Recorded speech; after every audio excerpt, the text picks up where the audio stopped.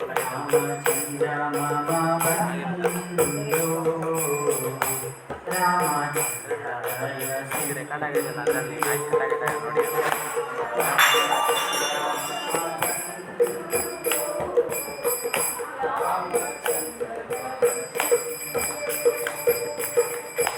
ರಾಮಚಂದ್ರ ಮಮ ಬಂಧು ರಾಮಚಂದ್ರ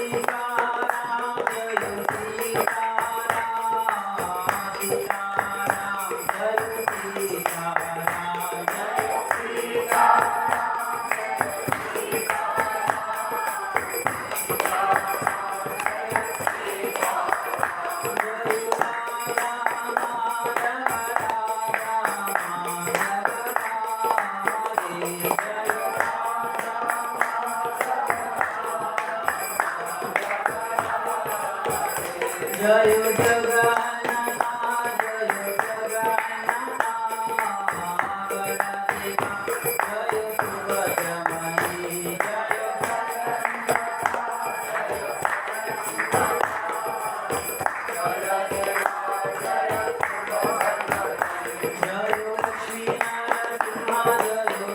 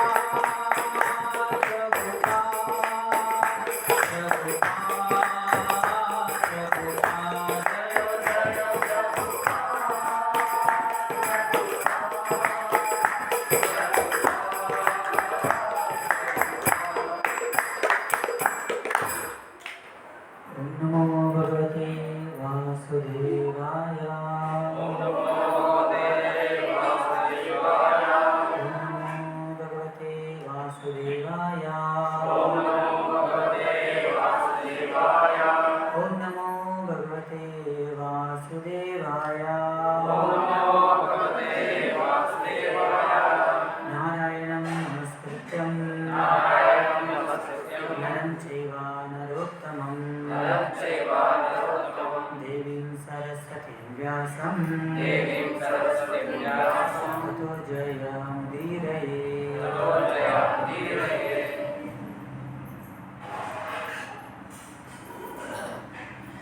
ಹರೇ ಕೃಷ್ಣ. ಎಲ್ಲರಿಗೂ ಇವತ್ತಿನ ಕಾರ್ಯಕ್ರಮಕ್ಕೆ ಸ್ವಾಗತ. ಯುಗಾದಿ ಹಬ್ಬದ ನಂತರ ಕೂಡ ತುಂಬ ಜನ ಬಂದಿದ್ದೀರಾ. ಅಂದ್ಕೊಂಡೆ ನಾನು ಯುಗಾದಿ ಹಬ್ಬ ಎಲ್ಲ ಲೀವಲ್ಲಿರ್ತೀರಾ ಅಂತ.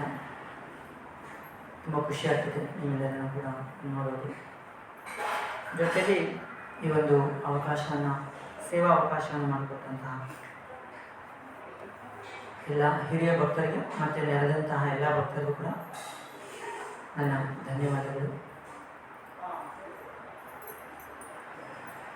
ಯುಗಾದಿ ಹೊಸ ವರ್ಷ ಎಲ್ಲರಿಗೂ ಕೂಡ ಭಗವಂತನ ಭಕ್ತಿ ಸೇವೆಗೆ ಅನುಕೂಲಕರವಾಗುವಂತಹ ಆರೋಗ್ಯ, ಆಯುಷ್ಯ, ಐಶ್ವರ್ಯ ಎಲ್ಲರಿಗೂ ಪ್ರಾಪ್ತಿಯಾಗಲಿ ಅಂತ ಆ ಭಗವಂತನಲ್ಲಿ ಪ್ರಾರ್ಥಿಸುತ್ತಾ ಎಲ್ಲರೂ ಕೂಡ ಯುಗಾದಿ ಹಬ್ಬದ ಶುಭಾಶಯಗಳು. ಯುಗಾದಿ ನಂತರ ಬರುವಂತಹ ಹಬ್ಬ ಯಾವುದು? ಶ್ರೀರಾಮನವಮಿ. ಶ್ರೀರಾಮನವಮಿ ಮಹಾ ಮಹೋತ್ಸವಕ್ಕೆ ಸೀತಾರಾಮ ಲಕ್ಷ್ಮಣ ಹನುಮಾನಕ್ಕೆ. ಸೊ ಹಾಗಾಗಿ ರಾಮನವಮಿ ಪ್ರಯುಕ್ತ 2 ವಾರಗಳು, ಅಂದರೆ ಈ ಭಾನುವಾರ ಮತ್ತು ಮುಂದಿನ ಭಾನುವಾರ ರಾಮಕಥೆ ಇರುತ್ತೆ.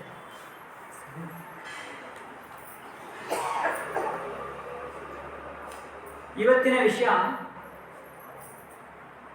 ಭಗವಾನ್ ರಾಮನ ಆದರ್ಶವಾದಂತಹ ಅಥವಾ ವಿಶೇಷವಾದಂತಹ ಅಥವಾ ಆಧ್ಯಾತ್ಮಿಕವಾದಂತಹ ಅದ್ಭುತವಾದಂತಹ ಗುಣಗಳ ಬಗ್ಗೆ ಈ ವಾರ ನಾವೇನು ಮಾಡ್ತೀವಿ?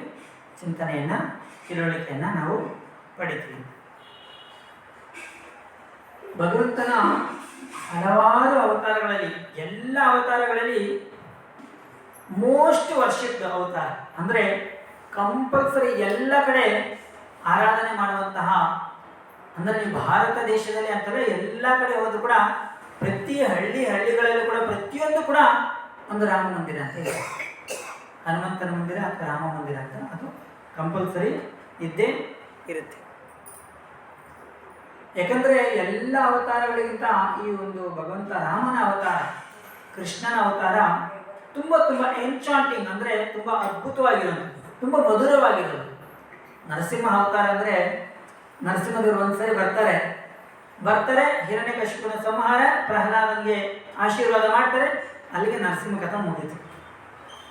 ನರಸಿಂಹದೇವರಿಗೆ ಅಪ್ಪ ಯಾರು, ಅಮ್ಮ ಯಾರು ಏನೂ ಇಲ್ಲ, ಅವ್ರ ಬಾಲಲೀಲೆಗಳೆಲ್ಲ ಇಲ್ಲವೇ ಇಲ್ಲ. ಆದರೆ ಕೃಷ್ಣನ ನಂತರ ರಾಮನ ಈ ಒಂದು ಲೀಲೆಗಳನ್ನು ನೀವು ನೋಡಿದ್ರೆ, ರಾಮ ಹುಟ್ಟಿದಾಗಿಂದ ಹಿಡಿದು ರಾಮ ಮತ್ತೆ ಉತ್ತರಕಾಂಡದವರು ಕೂಡ ಪಟ್ಟಾಭಿಷೇಕ, ಅವನ ಆಳ್ವಿಕೆಯವರು ಕೂಡ ಎಷ್ಟು ವಿಷಯಗಳಿದೆ ಅಂದರೆ ಅದು ಒಂಥರ ಅಗಾಧ. ಹಾಗಾಗಿ ತುಂಬ ವಿಶೇಷವಾದಂತಹ ಒಂದು ಅವತಾರ. ಮತ್ತು ರಾಮಾವತಾರದ ಮುಖ್ಯವಾದಂತಹ ಉದ್ದೇಶ ಏನೆಂದರೆ, ಎಲ್ಲರೂ ಕೂಡ ಹೇಗೆ ಬದುಕಬೇಕು. ಯಾಕಂದರೆ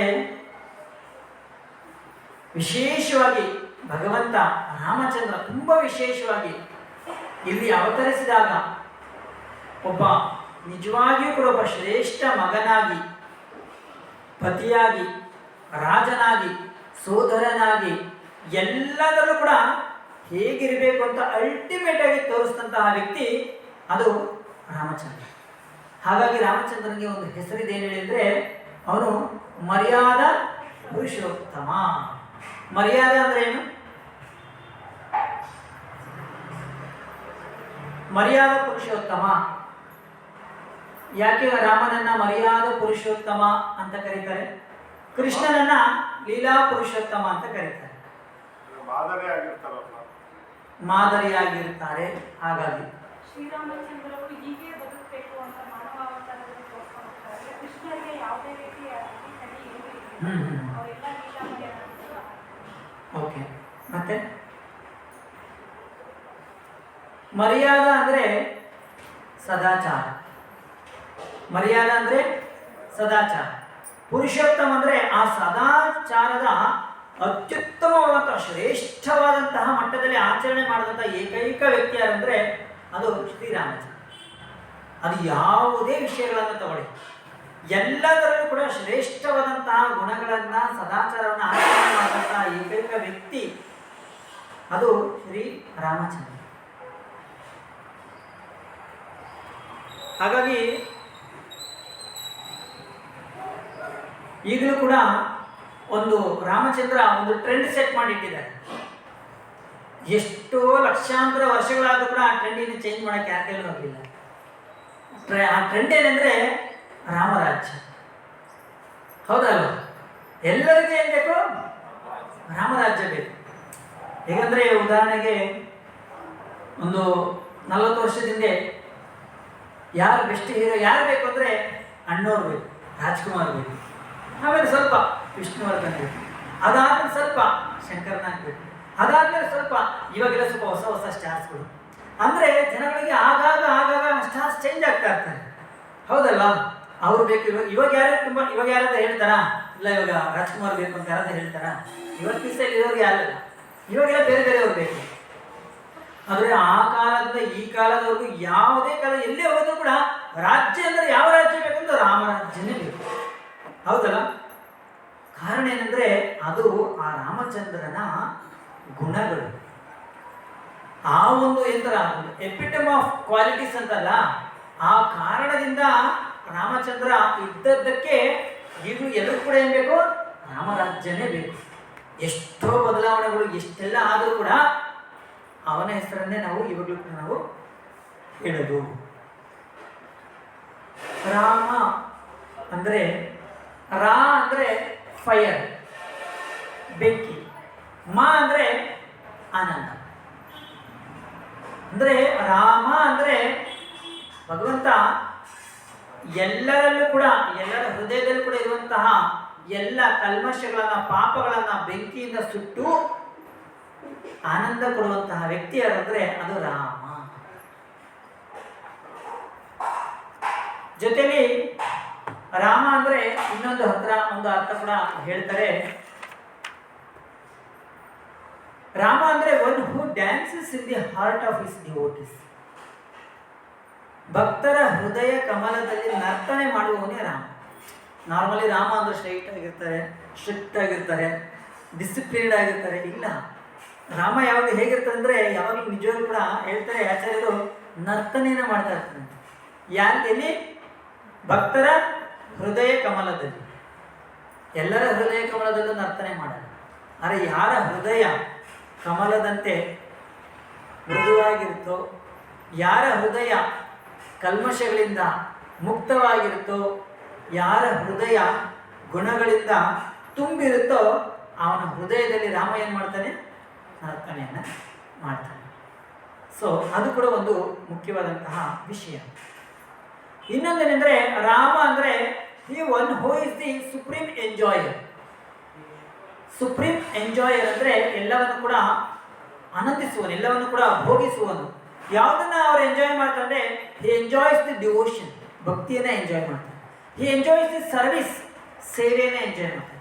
ಹಿ ಎಂಜಾಯ್ಸ್ ದಿ ಲವ್, ಪ್ರೀತಿಯನ್ನ ಎಂಜಾಯ್ ಮಾಡ್ತಾರೆ. And he enjoys the sacrifices, ತ್ಯಾಗವನ್ನ ಎಂಜಾಯ್ ಮಾಡ್ತಾರೆ. ಹಿ ಎಂಜಾಯ್ಸ್ ದಿ ಸಿನ್ಸಿಯರಿಟಿ, ಪ್ರಾಮಾಣಿಕತೆಯನ್ನ ಎಂಜಾಯ್ ಮಾಡ್ತಾರೆ. And by keeping his as priority, ಆ ರಾಮನನ್ನ ಯಾರು ಪ್ರಮುಖವಾಗಿ ಆರಾಧನೆಯನ್ನ ಮಾಡ್ತಾರಲ್ಲ ಅವರನ್ನ ರಾಮ ಏನ್ ಮಾಡ್ತಾನೆ? ಸರಿನಾ? ಇದು ರಾಮ. ಇನ್ನು ಇವತ್ತಿನ ವಿಷಯಕ್ಕೆ ಬರೋದಾದ್ರೆ ಅಂತಹ ಶ್ರೀ ರಾಮನ ಗುಣಗಳನ್ನ ಇವತ್ತು ನಾವಿಲ್ಲಿ ಚರ್ಚೆಯನ್ನ ಮಾಡ್ತೀವಿ. ಅವನ ಗುಣಗಳು ಯಾವುದು, ಅಥವಾ ಅವನ ಗುಣಗಳನ್ನು ನಾವು ಯಾಕೆ ಕೇಳಿಸ್ಕೋಬೇಕು, ಅಥವಾ ಅವನ ಗುಣಗಳನ್ನು ನಾವು ಯಾಕೆ ಅಳವಡಿಸ್ಕೊಳ್ಬೇಕು, ಇಷ್ಟು ವಿಚಾರನ ಸರಳವಾಗಿ ಒಂದು ಪ್ರಶ್ನೆಯನ್ನು ಕೇಳ್ತಾ ಇವತ್ತಿನ ಕಾರ್ಯಕ್ರಮಕ್ಕೆ ನಾವು ಹೋಗೋಣ. ಓಕೆನಾ? ಮಾತಾಜಿ ಕೂಡ ರಾಮನ ಯಾವುದಾದ್ರು ಒಂದು ಗುಣಗಳು ಹಾಗೆ ಹೇಳಿ. ರಾಮ ಗಂಭೀರ. ಈ ಕಡೆ ಒಬ್ರು ಹೇಳಿ. ರಾಮ ಮಿತಭಾಷಿ. ಈ ಕಡೆ ಒಬ್ರು ಹೇಳಿ. ರಾಮ ಆದರ್ಶ ಪ್ರಿಯ. ಈ ಕಡೆ ಒಬ್ರು ಹೇಳಿ.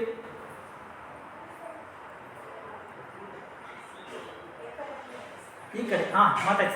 ರಾಮ ಏಕಪತ್ನಿ ವ್ರತ. ಈ ಕಡೆ ಹೇಳಿ ಒಬ್ರು. ಪಿತೃವಾಕ್ಯ ಪರಿಪಾಲನ. ಈ ಕಡೆ ಒಬ್ರು ಹೇಳಿ. ರಾಮನಿಗೆ ಯಾವುದೇ ರೀತಿ ಯಾರ ಬಗ್ಗೆಯೂ ದ್ವೇಷ ಇಲ್ಲ. ರಾಮನಿಗೆ ಯಾರ ಬಗ್ಗೆಯೂ ದ್ವೇಷ ಇಲ್ಲ.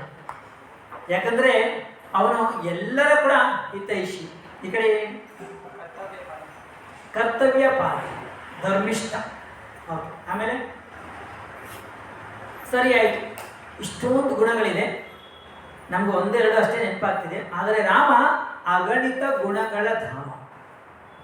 ಅವನ ಗುಣಗಳನ್ನ ಯಾರು ಕೂಡ ಲೆಕ್ಕ ಹಾಕಕ್ಕೆ ಸಾಧ್ಯನೇ ಇಲ್ಲ. ಅವನ ಗುಣಗಳನ್ನ ಯಾರು ಲೆಕ್ಕ ಹಾಕಕ್ಕೆ ಸಾಧ್ಯನೇ ಇಲ್ಲ. ಯಾಕಂದ್ರೆ ಅದು ಅಸಂಖ್ಯಾತವಾದದ್ದು. ಅದೇ ಪ್ರಕಾರವಾಗಿ ರಾಮನ ಅವಗುಣಗಳನ್ನ ಕೂಡ ಲೆಕ್ಕ ಹಾಕಕ್ಕೆ ಸಾಧ್ಯನೇ ಇಲ್ಲ. ಯಾಕಂದ್ರೆ ಅವನಲ್ಲಿ ಅವಗುಣಗಳೇ ಇಲ್ಲ. ಹೌದಲ್ಲ? ಅದನ್ನ ನಮಗೆ ಸ್ವಲ್ಪ ಉಲ್ಟಾ ಮಾಡ್ತೀವಿ. ನಮ್ಮ ಗುಣಗಳನ್ನ ಲೆಕ್ಕ ಹಾಕಕ್ಕೆ ಸಾಧ್ಯನೇ ಇಲ್ಲ. ಲೋಕಬಂಧುವಿರುವಂಥ ಗುಣಗಳನ್ನ ಲೆಕ್ಕ ಹಾಕಕ್ಕೆ ಸಾಧ್ಯನೇ ಇಲ್ಲ. ಯಾಕೆ ಹೇಳಿ? ಅವನಲ್ಲಿ ಗುಣಗಳೇ ಇಲ್ಲ. ಅದೇ ಲೋಕಬಂಧುವಲ್ಲಿ ನಮ್ಮಲ್ಲಿರುವಂತಹ ಅವಗುಣಗಳನ್ನ ಲೆಕ್ಕ ಹಾಕಕ್ಕೆ ಸಾಧ್ಯನೇ ಇಲ್ಲ. ಯಾಕಂದ್ರೆ ಅದು ಅಗಾಧವಾಗಿದೆ. ಇಷ್ಟೇ ಡಿಫ್ರೆನ್ಸ್ ಬಿಟ್ವೀನ್ ರಾಮ ಅಂಡ್ ನಮಗಿರುವಂತಹ ವ್ಯತ್ಯಾಸ. ಅವನ ಗುಣಗಳನ್ನ ನಾವು ಯಾಕೆ ತಿಳುವಳಿಕೆ ಪಡಿಬೇಕು, ಯಾಕೆ ಅರ್ಥ ಮಾಡ್ಕೋಬೇಕು, ಯಾಕೆ ಕೇಳಿಸ್ಕೋಬೇಕು, ಯಾಕೆ ಅಳವಡಿಸ್ಕೊಂಡು ಹೋಗ್ಬೇಕು? ಯಾರಾದ್ರೂ ಟ್ರೈ ಮಾಡಿ. ಆ ಭಗವಂತ ರಾಮಚಂದ್ರನ ಗುಣಗಳನ್ನ, ಲೀಲೆಗಳನ್ನ ನಾವು ಯಾಕೆ ಕೇಳಬೇಕು? ಆ ಗುಣಗಳನ್ನ ಯಾಕೆ ಅಳವಡಿಸ್ಕೊಂಡು ಹೋಗ್ಬೇಕು? ಎಸ್ ಮಾತಾಜಿ, ಅವರ ಆದರ್ಶಗಳನ್ನ ನಾವು ಪರಿಪಾಲನೆ ಮಾಡಬೇಕು. ಅದನ್ನು ನಾವು ಕೇಳಿಸ್ಕೋಬೇಕು, ಫಾಲೋ ಮಾಡಬೇಕು. ಆಮೇಲೆ ನಾವು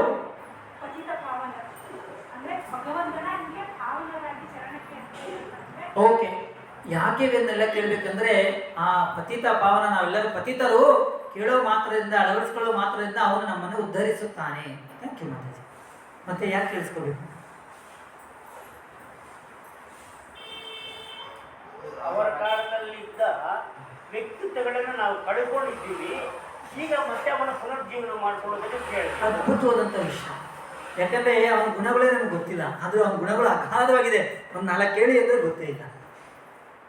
ಅಂತಹ ಸಚ್ಚಾರಿತ್ರ ಉಳ್ಳಂತಹ ಮರ್ಯಾದ ಪುರುಷೋತ್ತಮ ರಾಮನ ಗುಣಗಳನ್ನ ನಾವು ಮರ್ತೋಗಿದ್ದೀವಿ. ಕೇಳಿಸ್ಕೊಳ್ಳೋದ್ರಿಂದ ಅದು ಪುನರುಜ್ಜೀವನ ಮಾಡ್ಕೊಳ್ಳೋಕೆ ಒಂದು ಪ್ರಯತ್ನ ಮಾಡ್ಬೋದು. ಹಾಗಾಗಿ ಕೇಳಿಸ್ಕೋಬೇಕು. Thank you. ಅಷ್ಟೇನಾ?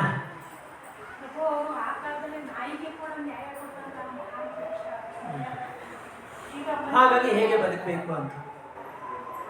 ಓಕೆ, ತುಂಬ ಸಿಂಪಲ್ ಆಗಿ ಹೇಳ್ಬೇಕಂದ್ರೆ ಆ ರಾಮನನ್ನ, ಭಗವಂತನನ್ನ ಇಂಪ್ರೆಸ್ ಮಾಡೋದಕ್ಕೆ, ಇಂಪ್ರೆಸ್ ಮಾಡಬೇಕು. ಜೊತೆ ನಾವೇನಾಗಬೇಕು, ಅವನ ಜೊತೆ, ಅವನ ಧಾಮಕ್ಕೆ. ಎಲ್ಲ ಜೀವಿಗಳದ್ದು ಕಟ್ಟ ಕಡೆಯ ಗುರಿ ಏನಂದ್ರೆ ನಾವೇನಾಗಬೇಕು, ಮತ್ತೆ ಅವನ ಧಾಮಕ್ಕೆ ಹೋಗ್ಬೇಕು. ಅವನ ಧಾಮಕ್ಕೆ ಹೋಗ್ಬೇಕಂದ್ರೆ ಹಾಗೆ ಕರ್ಕೊಂಡು ಹೋಗ್ತಾರ, ಇಂಪ್ರೆಸ್ ಮಾಡ್ಬೇಕಲ್ವಾ? ಇವಾಗ ಒಂದು ಸ್ಕೂಲಲ್ಲಿ maths teacher, science teacher, social teacher ಇದ್ದಾರೆ ಅಂತ ಅನ್ಕೊಳ್ಳಿ, ಸರಿನಾ? ಸೊ ಅವಾಗ ಸೋಷಿಯಲ್ ಟೀಚರ್ ಅಥವಾ ಮ್ಯಾಥ್ಸ್ ಟೀಚರ್ಗೆ ನೀವು ಇಂಪ್ರೆಸ್ ಮಾಡ್ಬೇಕಂದ್ರೆ ಏನು ಮಾಡಬೇಕು? ಅವ್ರ ಸಬ್ಜೆಕ್ಟಲ್ಲಿ ತುಂಬ ಚೆನ್ನಾಗಿ ಮಾರ್ಕ್ಸ್ ತೆಗಿಬೇಕು. ಜೊತೆಲಿ ಅವ್ರ ಸಬ್ಜೆಕ್ಟ್ನ ನೀವೇನು ಮಾಡಬೇಕಂದ್ರೆ ತುಂಬ ಚೆನ್ನಾಗಿ ಓದ್ಕೋಬೇಕು. ತುಂಬ ಚೆನ್ನಾಗಿ ನೀವು ಆನ್ಸರ್ ಮಾಡಬೇಕು. ಅವಾಗ ಏನಾಗುತ್ತೆ, ಆಟೋಮೆಟಿಕ್ ಅವಾಗ ಏನಾಗುತ್ತೆ, ಖುಷಿ ಆಗುತ್ತಲ್ಲ. ಅವಾಗ ಏನು ಮಾಡ್ತಾರೆ, ನಾನು ಬೆಸ್ಟ್ ಸ್ಟೂಡೆಂಟ್. ಸೊ ಈ ವರ್ಷದ ಸರಸ್ವತಿ ಪೂಜೆಗೆ ಅವ್ರಿಗೆ ಒಂದು ಅವಾರ್ಡ್, ಮ್ಯಾಥ್ಸಲ್ಲಿ ಬೆಸ್ಟ್ ಸ್ಟೂಡೆಂಟ್ ಇವರು ಅಂತ. ಅದೇ ಪ್ರಕಾರವಾಗಿ ಆ ಭಗವಂತನ ಗುಣಗಳನ್ನು ನಾವೇನು ಮಾಡಬೇಕಂದ್ರೆ ಕೇಳಿಸ್ಕೊಳ್ಳೋದ್ರಿಂದ ಅಥವಾ ಅವುಗಳನ್ನು ಪಾಲನೆ ಮಾಡೋದ್ರಿಂದ ಖಂಡಿತವಾಗ್ಲೂ ಕೂಡ ನಾನು ಅವಾಗಲೇ ರಾಮ ಎಂಜಾಯ್ಸ್, ಅದನ್ನೊಂದು ವಿಚಾರ ಹೇಳಿ ನೋಡಿ. Rama enjoys one who follows all his qualities. ಜೊತೆಲಿ ಶ್ರೀಮದ್ ಭಾಗವತದಲ್ಲಿ 9ನೇ ಸ್ಕಂದ 11ನೇ ಅಧ್ಯಾಯ ಶ್ಲೋಕ 23ರಲ್ಲಿ ಹೇಳ್ತಾರೆ, ಯಾಕೆ ಇದನ್ನು ಕೇಳಿಸ್ಕೋಬೇಕು, ಯಾಕೆ ರಾಮನ ಗುಣಗಳ ಚಿಂತನೆಯನ್ನ ಮಾಡಬೇಕು, ಅಳವಡಿಸ್ಕೊಂಡು ಹೋಗಬೇಕು ಅನ್ನೋದಕ್ಕೆ ಈ ಒಂದು ಶ್ಲೋಕವನ್ನು ಹೇಳ್ತಾ ಇವತ್ತಿನ ಶ್ಲೋಕಕ್ಕೆ ನಾವು ಹೋಗೋಣ. ಓಕೆನಾ? ಶ್ರೀಮದ್ ಭಾಗವತ 9ನೇ ಸ್ಕಂದ ಅಧ್ಯಾಯ 11. ಪುರುಷೋ ರಾಮಚರಿತಂ ಶ್ರವಣೈರುಪಧಾರಯ ಅಮೃತಂಸ್ಯ ಪರೋ ರಾಜನ್ ಕರ್ಮಬಂಧೈರ್ವಿಮುಚ್ಯತೆ. ಪರೀಕ್ಷಿತ್ ಮಹಾರಾಜ್ಗೆ ಸುಖದೇವ್ ಗೋಸ್ವಾಮಿ ಈ ಮಾತನ್ನ ಹೇಳ್ತಾರೆ. ಹೇ ಪರೀಕ್ಷಿತ ರಾಜನೇ, ಶ್ರೀರಾಮಚಂದ್ರನ ಲೀಲೆಗಳ, ಹರೇ ಕೃಷ್ಣ ಹರೇ ಕೃಷ್ಣ, ಕೇಳಿಸಿದ್ಯಾ? ಕೇಳಿಸಿದೆ.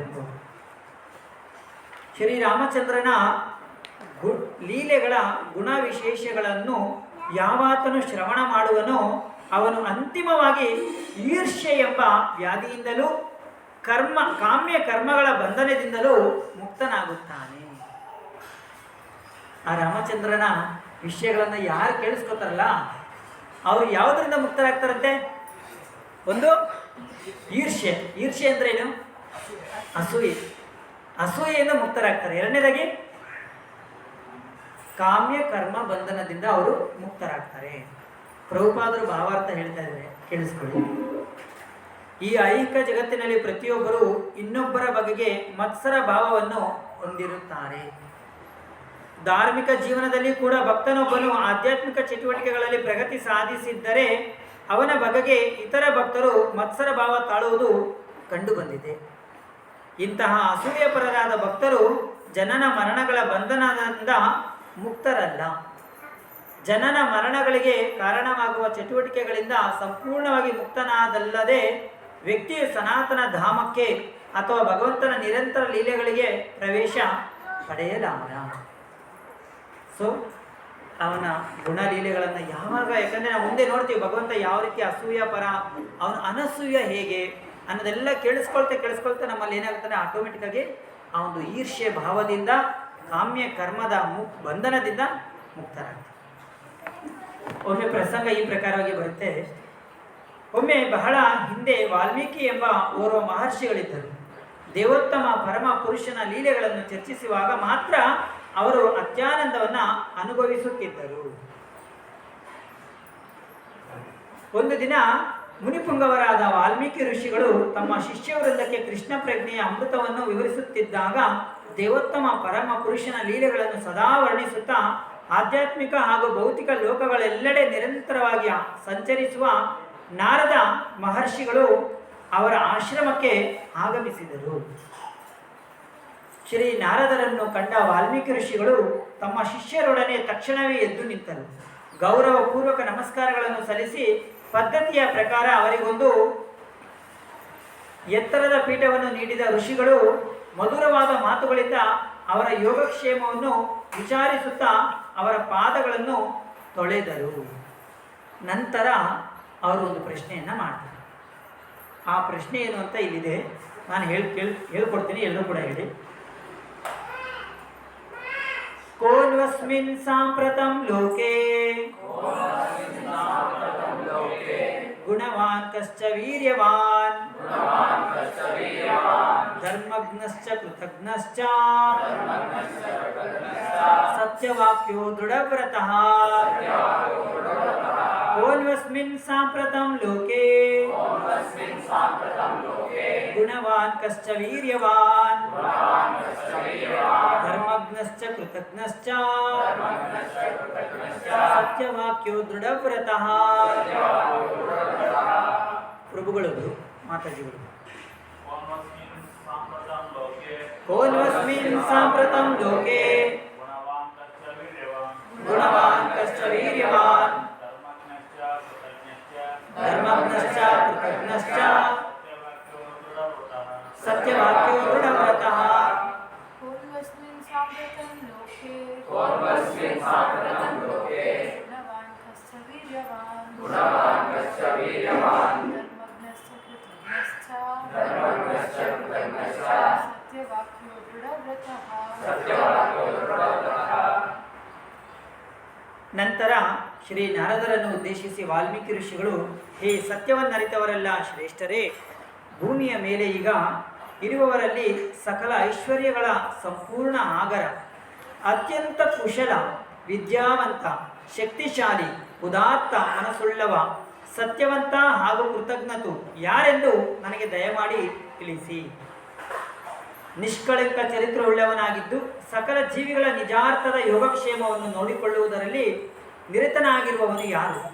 ಅಸಮೋರ್ಧ್ವನು, ಚತುರನು, ಅತ್ಯಂತ ಸುಂದರನೂ ಆಗಿದ್ದು ಕ್ರೋಧ ಹಾಗೂ ದ್ವೇಷಗಳ ಪ್ರಭಾವಗಳಿಗೆ ಎಂದೂ ವಶನಾಗದಿದ್ದರೂ ಮುನಿದಾಗ ಶ್ರೇಷ್ಠ ದೇವತೆಗಳ ಹೃದಯಗಳಲ್ಲೂ ಭಯ ಮೂಡಿಸಬಲ್ಲವನು ವರ್ತಮಾನ ಕಾಲದಲ್ಲಿ ಯಾರಿರುವನು?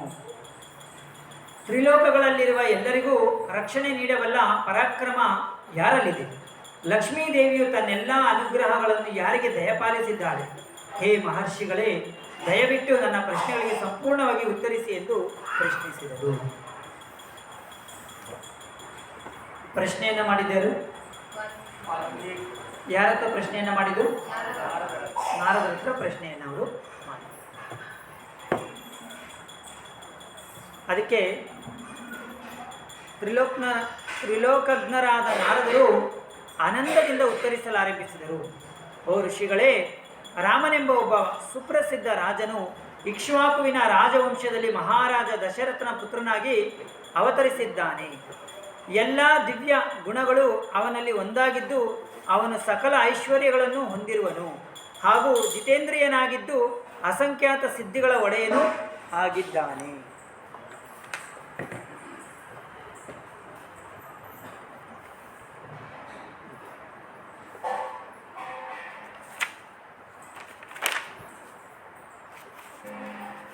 ಈ ಪ್ರಕಾರವಾಗಿ ರಾಮನ ಬಗ್ಗೆ ಕೇಳ್ತಾ ಪ್ರಶ್ನೆಯನ್ನು ಮಾಡಿದ್ದಾರೆ.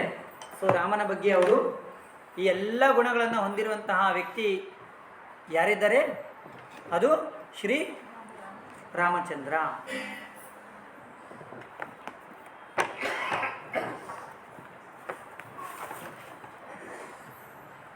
ಹರೇ ಕೃಷ್ಣ. ಈಗ ಇಲ್ಲಿ ಏನು ಹೇಳ್ತಿದ್ದಾರೆ ಅಂದರೆ ಕೇವಲ 16 ಗುಣಗಳನ್ನು ಮಾತ್ರ ಅವರಲ್ಲಿ ಕೇಳ್ತಿದ್ದಾರೆ. ಆದರೆ ರಾಮನಲ್ಲಿ 16 ಗುಣಗಳು ಮಾತ್ರ ಇದೆ ಅಂದರೆ 16 ಅಲ್ಲ, ರಾಮನಲ್ಲಿ ಅಸಂಖ್ಯಾತ ಗುಣಗಳು. ನಾನು ಆವಾಗಲೇ ಹೇಳಿದ್ನಲ್ಲ, ಅಗಣಿತ ಗುಣಗಳ ಧಾಮ. ಆದರೆ ಕೆಲವೊಂದು ಗುಣಗಳನ್ನು ನಮಗೆಲ್ಲರಲ್ಲೂ ಕೂಡ ನಾವೆಲ್ಲರೂ ಕಂಪಲ್ಸರಿ ಫಾಲೋ ಮಾಡಲೇಬೇಕಾದಂಥ ಕೆಲವೊಂದು ಗುಣಗಳನ್ನು ಇಲ್ಲಿ ಅವರು ಆಯ್ಕೆ ಮಾಡಿ 16 ಗುಣಗಳನ್ನು ಹೇಳಿದ್ದಾರೆ. ಸೊ ನಮ್ಮ ಸಮಯದಲ್ಲಿ ಇವತ್ತು ಎಷ್ಟು ಸಾಧ್ಯ ಆಗುತ್ತೋ ಅಷ್ಟನ್ನು ಮಾತ್ರ ನಾವು ಇವಾಗ ಇದನ್ನು ಚರ್ಚೆಯನ್ನು ಮಾಡೋಣ. ಮೊದಲನೇದಾಗಿ ಧರ್ಮಜ್ಞ. ಧರ್ಮ ಅಂದರೆ ಏನು? ಧರ್ಮ ಅಂದರೆ ಏನು? ಲಾಸ್ಟಿಗೆ ತುಂಬ ಸರಿ ಬಂದ ನಾವು ಚರ್ಚೆಯನ್ನು ಮಾಡಿದ್ವಿ. ಕರ್ತವ್ಯ. ಜ್ಞ ಅಂದರೆ ಏನು? ತಿಳಿದವನು. ಸೊ ಧರ್ಮಜ್ಞ ಅಂದರೆ ತನ್ನ ನಿಜವಾದ ಕರ್ತವ್ಯವನ್ನು ತಿಳಿದವನು ಯಾರು ಅಂದರೆ ಅದು ಶ್ರೀರಾಮ. ನಮಗೆಲ್ಲ ಒಂದು ಧರ್ಮ ಇದೆ. ನಮ್ಮದೆಲ್ಲ ಒಂದು ಧರ್ಮ ಏನಂದರೆ ಜೀವೇರ ಸ್ವರೂಪೇ ಹೋಯ್ ನಿತ್ಯರ ಕೃಷ್ಣದಾಸ. ನಾವು ಯಾರಿಗಾದ್ರು ಏನು ಮಾಡಬೇಕು? ಸೇವೆಯನ್ನು ಮಾಡಬೇಕು. ಅದು ನಮ್ಮ ಧರ್ಮ. ಆದರೆ ಭಗವಂತ ಯಾರು ಸೇವೆ ಮಾಡಬೇಕು? ಅವನು ಭೋಕ್ತಾರ, ಅವನೆಲ್ಲವನ್ನು ಕೂಡ ಎಂಜಾಯ್ ಮಾಡುವನು. ಅವನು ಯಾರು ಸೇವೆ ಮಾಡಬೇಕು? ಜೊತೆಯಲ್ಲಿ ಧರ್ಮಂತು ಸಾಕ್ಷಾತ್ ಭಗವತ್ ಪ್ರಣೀತಂ. ಅವನಿಗೆ ಎಲ್ಲ ಧರ್ಮನೂ ಗೊತ್ತು, ಜೊತೆಯಲ್ಲಿ ಅವನು ಅಭಿಜ್ಞ ಸ್ವರಾಟ್, ಎಲ್ಲವನ್ನು ಕೂಡ ತಿಳಿದವನು, ಎಲ್ಲದರ ಭೋಕ್ತೃ ಅವನು. ಆದರೂ ಕೂಡ ಶ್ರೀರಾಮಚಂದ್ರ ಇಲ್ಲಿ ಅವತರಿಸಿದಾಗ ಒಬ್ಬ ವ್ಯಕ್ತಿ ಯಾವ ರೀತಿ ಕರ್ತವ್ಯಗಳನ್ನು ಮಾಡಬೇಕು ಅಂತ ತೋರಿಸ್ಕೊಟ್ಟಂತಹ ಪ್ರಭು ಯಾರು ಅಂದರೆ ಅದು ಶ್ರೀರಾಮಚಂದ್ರ. ಯಾವ ರೀತಿ ಅಂದರೆ ಹೇಳ್ತಾರೆ, ಕರ್ತವ್ಯ ಯಾವ ರೀತಿ ಮಾಡಬೇಕು ಅಂದರೆ ರಾಮಚಂದ್ರ ಹೇಳ್ತಾರೆ ಇಲ್ಲಿ, focus not on rights, focus on duty.